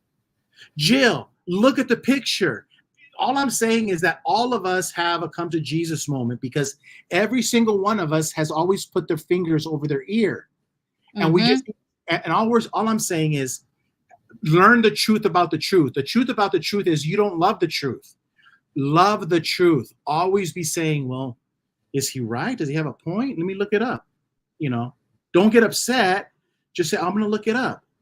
Maybe they hit the bullseye, but not the center. Maybe they hit the, but at least they hit the target, and when you do your research, you might get more information. So you know what? You were close, but you were off a little bit. Like I would tell that to Jill Stein. Like, Jill Stein, you're right about carbon dioxide being released. I agree with you. But the answer is very simple. The government needs to get the hell out of farming. We need to have smaller farms, and everybody should be farming in their backyard. But you tax the hell out of us. Everybody's working 40, 50 hours. Nobody got time to freaking farm. But we did it. Exactly. And she talked about hiring the minimum wage. She talked about a lot of things that almost contradict each other, because it's like, how can you want to talk about inflation and all of that, but then you want to raise minimum wage, but then you want to bring prices down? If you raise the minimum wage, everything default is going to become more expensive, because how are you going to pay the workers? Yeah, and there's let's just go with the victory with the farms. So the Democrats and the Republicans talk a great game, right, about the global warming, but yet in the local cities, they approve these houses to be built, and they put them in 7,000, 6,000 square foot parcels, 2 stories high, and you can't plant anything. And it's done by design. It's done by design. Whereas before, you look at the old houses and they had a half an acre. They had 1 or 2 acres. And then when you drive in Florida or you drive in Arizona, no matter what state you drive, you see land, and you're going 80 miles an hour, and there's just land everywhere. So Jill Stein and the Republicans, we do have a problem about global warming, and we're the problem. But it's your government. I do believe it, and we can fix this. So you would agree with Chase? You would agree in the libertarian? I would agree with both of them. Yeah, there's That's there's the thing. little elements. Yeah. I'm saying we have more in common than we have apart. We may disagree a little bit, but like Lucy says, all of these, it's don't suppress these voices. Appreciate your bravery. Speak out, because both of them, we all have like a slice of the truth. Jill has a slice. All of these people have a slice. Yeah. Mm-hmm. And you know, one thing I didn't get from these people, and I get it from the Democrats and some rhinos. I didn't get dishonesty with these people. Whether you agree with them or disagree with them, I really do believe that they really believe what they're talking about. They're being honest. I felt that. Right. That's what I said. I was like, at least they practice what they preach, because when you listen to them, they are really the party that they represent. Chase was definitely sounded like a libertarian. Randall definitely sounded like a constitutionalist, and Jill was true to her Green Party ideologies. It's just the different ways of going about it. One thing that I did notice, though, like with libertarianism, is that if I was an atheist, then I would totally be libertarian. But since I am religious and I believe in God and I'm a Christian, I fall more so with the Constitution Party, because like Randall was talking all night, he was bringing up biblical things, he was bringing up God, he brought up a lot of Christian points when it came to politics. So it's kind of like intertwined together, which is why I say I totally agree with that. I found myself in the Constitution Party. And that's why I love how like unapologetic he is. He's out there, he's goofy, he's like, he looks a little off the hook, but it's a good thing. Like, it's not a bad thing. He does not care about being politically correct. Everybody else, I kind of felt a little stiff with Jill, like she was reading off a script and she was just barking all of these points, and it didn't really have any substance because she was just saying too much. And then like I couldn't really follow along with her. But with Chase, he was on point every single point. He is like really anti-Fed, and every single answer he gave, he was like true libertarian in and out. I appreciate that with him. The only element that he's missing is God, in my opinion. So if I was an atheist, I probably would be full-blown libertarian. Like, I don't care what you do as long as you're not hurting anybody. Who cares? Well, you know, right there on the screen it says GG for GB. This is why I'm GG for GB. And I have to bring up Jesus Christ, because he said, and this is from a secular, it's not religious. Jesus Christ says, if he told his apostles, he put them in their place. He goes, because they wanted to be the only ones. They want to be, you know, I'm the apostle, I'm the priest, I'm the elder, me. And Jesus told them, no. If they are not against you, they're with you. So, you know, so who cares about these people? Leave them alone. They're not against you. And so that guy, Randall, he has a great opportunity. This is the thing about Randall. If Randall would take, because at the end he says, just don't vote for Kamala, you know, and he could be a John F. Kennedy. And if Randall says, listen, I got 3 things, Mr. President, just like Kennedy, and I'm going to tell the people in my party, we're going to rally with you, but we really do need these 3 because we have more in common. Donald Trump is, you know, come on, man, he's a negotiator. He does all of this stuff because at the end of the day, he wants to sit you down and negotiate with you. And that's what I'm saying to all of our friends, because I'm guilty of this. I'm guilty of this all the time. But if they're not, like Lucy, she's not against us. Why are we going to fight with her? She, you know, we have more in common with her than we have not in common. So say like we're 70-30. Well, let's focus on the 70. Yeah. And that's what we weren't taught as Jehovah's Witnesses.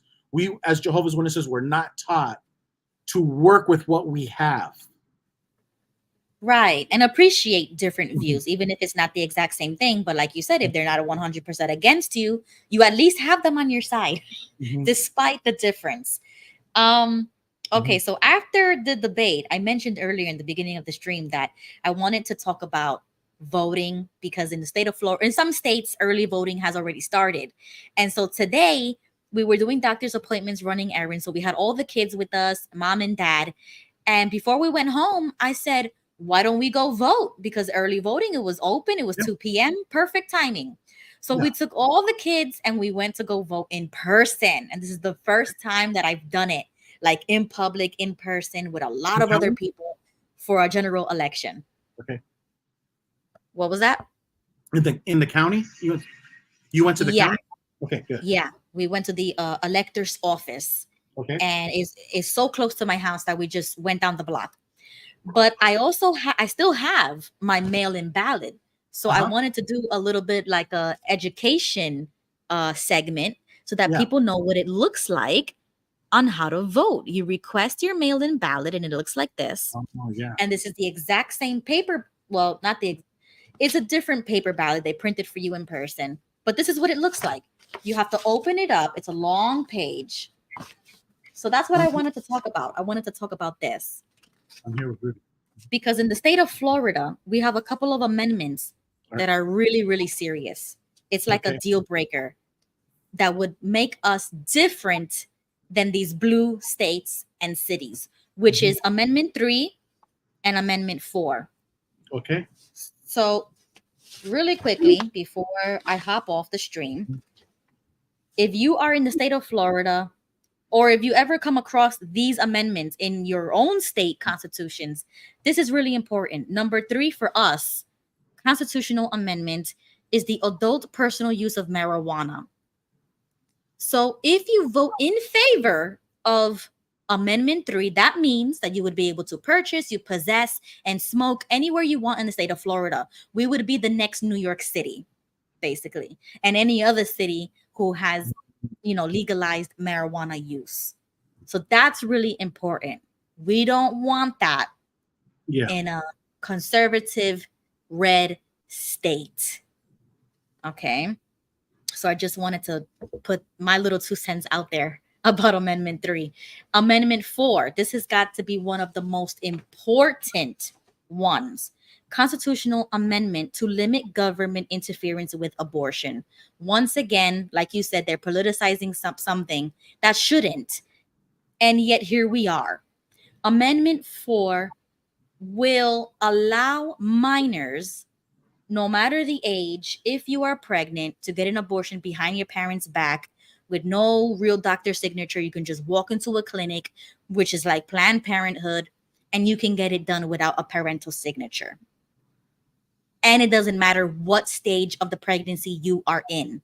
So that's why it's very important to read what the amendment is talking about when you go to vote. Even before you go to vote, you need to be researching what's going to be on your ballot so that you don't go there and be blindsided by something like this. And then you feel like, like I was punched with this subject, because this is not a light subject, in my opinion. Yeah. Vote no on Amendment 3 and vote no on Amendment 4. I have volunteered to spread the message about this. And so that's why I just wanted to put that out there at the end of this stream. Because if that goes through, they only need a 60% approval for that amendment. If it goes through, anybody can get an abortion at any term of pregnancy without the parental consent. And it doesn't matter how young you are, as long as you are able to get pregnant. And if you do get pregnant, you will be able to get an abortion. The state of Florida needs to reject this. Yeah. I can agree with you more, man. Jessica was really happy yesterday. He thought you did a great show. Oh, nice. Good. That's good. After this election season, I'm going to go more into like the educational part of it, like the Constitution, the Bill of Rights, talking about state constitutions, state issues, federal issues. But right now I'm focused on the election, obviously, excuse me. I'm so focused on this because it's so important that we get this done. And hopefully people, I don't want to say vote the right way. Like, I don't want to sound like that, but at least vote with knowledge, with complete knowledge and informed vote, that what you're voting for can really change your state, either for the better or for the worse. Because even if Amendment 3 passes, you're going to start having people smoking in the street, smoking in the park, smoking in the beach. And you're going to bring your kids to that's why I left New York. You know what I'm saying? Like, I don't want to vote with my feet again and move again. You know what I'm saying? Like, I want to preserve this state in the way it is. So we have to vote. My lighting looks Halloweeny. Yeah. No, I'm with you. I would just say, hey, since the beginning of time, we've seen this balloon go big, and so you see like Babylon the Great, right? Babylon has everybody in jail, everybody's slaving and working, and what does God do? He says, chops it up into thousands of pieces. You guys all go your own way. So what's the moral of the story? The moral of the story is you got these big dinosaurs like Egypt and all these other things. What does God always do? He says, guys, I hate to say this, keep it simple, stupid. Throw everything back to the local. So when you're voting, always remember, my advice is, the more you can get it to your hometown, the more you can get everything over to your neighborhood, the better everybody's life's going to be. Because I don't really care what they do in Florida, because I don't live there. And I think that you're smart enough in Florida to take care of yourself. And I think that this attitude that a lot of people have is, I need to take care of you. My party needs to take care of you because you're so stupid. Right. And like, no, I saw that TV show, where those I mentioned earlier about the girls, Little House on the Prairie. Yeah. They educated their girls just fine. They didn't need help from Washington. So I really, like, say you and your education, your kids, I trust you. And so this is what happens with our voting friends. A lot of our voting friends don't trust each other. And when you throw things back to the local level, that shows trust. And I think that's like one thing I would do to fight Donald Trump when he wins presidency. Is like, Mr. President, please, keep up your promise. Stop talking about that. Let us decide. We're Arizona. We can do this. And I think that Donald Trump and the party that he's established are of that mindset that we would rather you take care of this. Well, that's the thing, is because Trump and his campaign have been promoting to vote yes on Amendment 3. And that's the reason why I'm a little scared, because I'm like, Republicans are going to take this and run with it because Trump is endorsing Amendment 3, which I highly disagree with, because I do consider myself conservative, Christian conservative, and I would not want marijuana being used all over the place.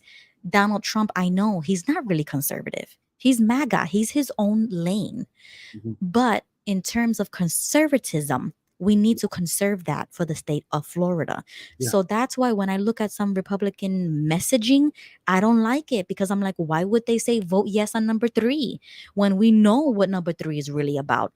It's for these companies to be making money, but you can't grow one in your backyard. So the person can't do it and sell it and make money, but the dispensaries can make money. The medical side can make money of it. So it's all corporation money for the corporations. I'm done with that. Like, I'm so anti-corporation. At least he kind of backtracked on Amendment 4, because at first he said that, he gave like a pro-choice type of an answer, and everybody freaked out and they held him accountable for that. But once again, stop saying that Trump is conservative, because he's not. And so this is the mentality that some people believe that Trump is like that, and he's really not. Because in reality, conservatism and more right-wing leaning affiliations would say no to all of that. And we don't want to make Florida like what we have seen in other states. So that's the only reason why I wanted to bring it up and continue talking about it until the election is over. And I'm praying, like, I hope that this doesn't pass. But that's why I don't identify myself as a Republican. Like, I really don't. I'm way further right wing than like the mainstream Republicans.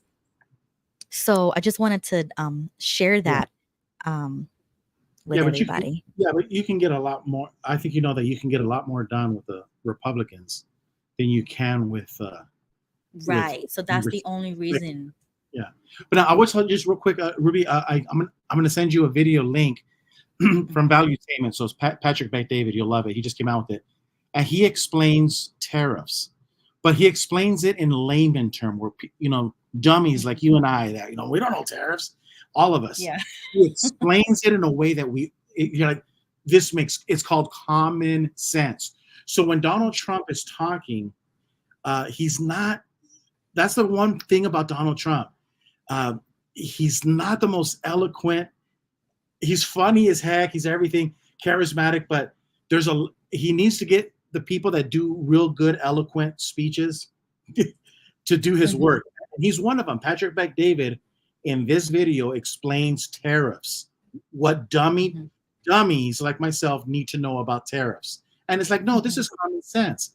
Now I understand what Donald Trump is trying to say when he says, because they talked about tariffs. But once you watch that video, you're like, I totally understand what Donald Trump is trying to say. Because I do the same thing. I do the same thing every day in my life. And you're like, you participate in tariffs and you don't even know it. But when he explains how it works, you're like, oh my God. And the other thing I'm going to send you is the Watchtower Mash. Jesse and I, about 6 years ago, we produced a song called the Halloween song, the Watchtower Mash. And Rick Farron plays it on Halloween and stuff. So you'll okay. Yes, nice. Okay, so then send me that stuff. I'll probably make it into an episode in the future. And the video that you'll want to play, trust me, because tariffs, you'll be like, oh my God. And he makes it so simple. Now you understand what Donald Trump is trying to say. Right. So it's things like that I appreciate, because after you send it to me, I can make a whole episode surrounding that subject. So I'll definitely do that. And Halloween is coming up. I totally forgot that it's next week, right? Like in a few days. Yeah, for those of you that don't know about Halloween, if you guys should celebrate that, what did Jesus says? Let your light shine before man. Stop judging other people. If you don't like Halloween because of this or that, that's fine. Well, make it your own. Show everybody else. I'm gonna do it. Like, I'm not gonna dress up in no outfit, but I'm not gonna be an Ebenezer Scrooge and not give candy to the kids. How is giving my neighbor kids candy bad? So what I'm saying is make it your own, guys. Halloween is coming. You show us what you're made out of. Don't criticize. Don't blah, blah, blah. No, show me what you show me. Yeah, good point. I mean, I think I'm gonna see what like the Orthodox Christians do with Halloween. So I think they say like Hallows Eve, and it's very traditional. So I'm gonna look into that. Also, we are having a Halloween night on Discord. So if you haven't already joined, anybody in the chat, anybody watching right now, and if you are watching this from the future, join the Discord so that you can attend virtual events like this. We're going to do a scary movie night. They have a Halloween event. And, like, it's the holiday season. We're going to have a bunch of events, so join us on the Discord. How do your kids feel when they dress up and they play make-believe? It's beautiful. Oh, yeah. We should have Halloween at least 3 times a year, 4 times. The kids are so happy. Oh, yeah. Yeah. It's all about the children. Watchtower sucks. It's all about It's all about the kids, man. We are doing those things with more quality than ever, because we appreciate it differently than the rest of the world, in my opinion. And like even today when we were going out to vote, I went to vote and we were all together as a family. It was like so beautiful to have your kids watching you vote and watching you finally, do what we've been preaching to them, because we talk about politics all the time. And then we actually went and brought them and he said, you see, this is how you vote. This is what you do. Step 1, 2, and 3. And I voted so quickly. And then their dad took like 45 minutes just to vote. So we were standing there waiting for him to vote. And that type of patience. Yeah. And it's like, you can't say anything, right? Because that's interfering with somebody voting. So we were just like waiting there. But that patience made us like stop, like stop the rush, stop the day, and appreciate that this person is taking out the time to read and understand what he is voting for. And they all had to stay there right behind him. And they waited and they understood the importance of voting. You know what I mean? Like, we take it so seriously and so differently than other people. They go in there and they okay, I'm out. Or, like we actually stood there and we savored the moment and like really appreciated it. Yeah. Well, the last thing I was going to say They gave everybody stickers. Yeah, the last thing I was going to say about Halloween is that I was going to go buy whole boxes of Tootsie Rolls thing, but the problem is they have red number 4 and yellow 5 and 6. I'm like, hell no, I'm not going to give this to the kids. So in total solidarity with Kennedy, I'm finding candy that is free of any kind of artificial dyes and stuff like that. And good idea. Good point. I'm not going to do it. I was going to buy like $100 worth of that candy, and I was looking through the ingredients. I'm like, no, I don't want a problem. No. So I changed, and like there's a Muslim store, Muslims, but they sell coffee. They sell coffee candy, and so I'll give the kids like it, and I'll or get some like kosher, right? Like kosher candy. Maybe they have like an Amish store around or something where you could get Amish candy. So that's for Kennedy, and that's why I say Kennedy and I have a lot of things in common. So I'll work with Kennedy. See, that's what I'm saying. Right. That's what I'm talking about. Yeah. Awesome. Jesse's okay, guys. Okay. Yeah, I'm about to end it now. We've been going like for 3 hours, but I want you guys to join Discord. So hit that link. Jimmy says, just a question. Is Halloween pro God / Jesus or opposite? Yeah, hey man, I don't want to tell people what to do, and we all know. But listen, you ever heard of that song "Making the Truth Your Own"? How about shining your light when you've been given lemons, Jimmy? What do? We make lemonade. You've been given Halloween. Do something with it. That's all I'm saying. We've been given Halloweens like we've been given lemons. Okay? Why don't you dress your kids like angels? Why don't you dress your kids like Moses and knock on Jehovah's Witness doors and says, give me back my son? I don't know, but make it your own. But I don't know. Right. Well, I know. I can give a perspective because I feel a little bit more reserved when it comes to Halloween. Like Jimmy said earlier, that while you're passing out candy, the elites are participating in a satanic ritual abuse, right? I believe that because people who think differently than us or who are Satanists, they're gonna celebrate Halloween the way it's supposed to, what it's meant for. You understand? So it's I kind of boycott that thinking, and I don't participate in that because I know that they're taking it seriously, while the secular world is just, oh, it's fun, yada yada. And I'm like, no, there's dirty and nasty things happening behind the scenes. So that's why I'm reserved when it comes to that. But I tell my kids the truth about it. Like you said, don't be afraid of the truth. I tell them the truth. And then I tell them, if you want to dress up. But it's not going to be demonic. Like, that's my red line. So we can have a compromise. You can dress up any character you want, but it's not going to be satanic. Halloween is evil, and we should just participate in it because it's been given to us. Okay, yeah, I understand that, Jimmy. I understand that. But hey, when in Rome, do as Romans do. What do? I'm in Rome. And that's what the Romans do. You got to boycott with your dollar. Like you always say, to vote with your feet and and I say boycott with your dollar. Do not participate. Tell the truth to your children about these things, and tell the truth to yourself as well, because Halloween is really bad in my opinion. But as long as we take Satan out of it, we bring the Christian roots back to the tradition, because a lot of pagans want to take Christian traditions and make it their own. We need to take that back and say, no, this is a Christian tradition and it has Christian roots. And that's why I like the Orthodox Christians, because they say Hallows Eve was something that was original, and the rest of the world went and took it and did Halloween. Yeah. And you know what? Jimmy's throwing punches at me, and we'll do it. I have to think about it. I would quote the great philosopher Meatloaf when he sang the song, "Baby, baby, let me sleep on it." Yeah. And he say, "I'm going to cop out." Yeah. I didn't come prepared for the Halloween thing. But, if kids knock on me, if a 4-year-old girl and boy are knocking on the door, what am I going to do? I'm going to give them candy. And if that means give them healthy candy. And if I go to hell for it, I go, well, so be it, man. So be it. I'll go to hell. I'll pay the price. But I think it's the intention and the context behind the thought is what matters. Yeah, but I'm gonna think about it. I'm gonna think about it for about 30 seconds. No, just kidding. I'll think about it all tonight. I really will. I'll think about it because he has a good, legit question, and everybody likes Halloween stuff, and you're gonna have Halloween parties. And no, it's a good punch. I love it. How else can steel sharpens steel? You got to punch steel with steel. Yeah. Right.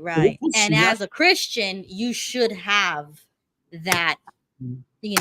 That difference, that this is what the secular world does, but this is what we do. And we're going to bring back, like, make America great again, make holidays great again. Maybe because I've been judging so many people. Like, I used to have like an AK-47 as a Jehovah's Witness. What, you got a tattoo? Well, you got a nose ring?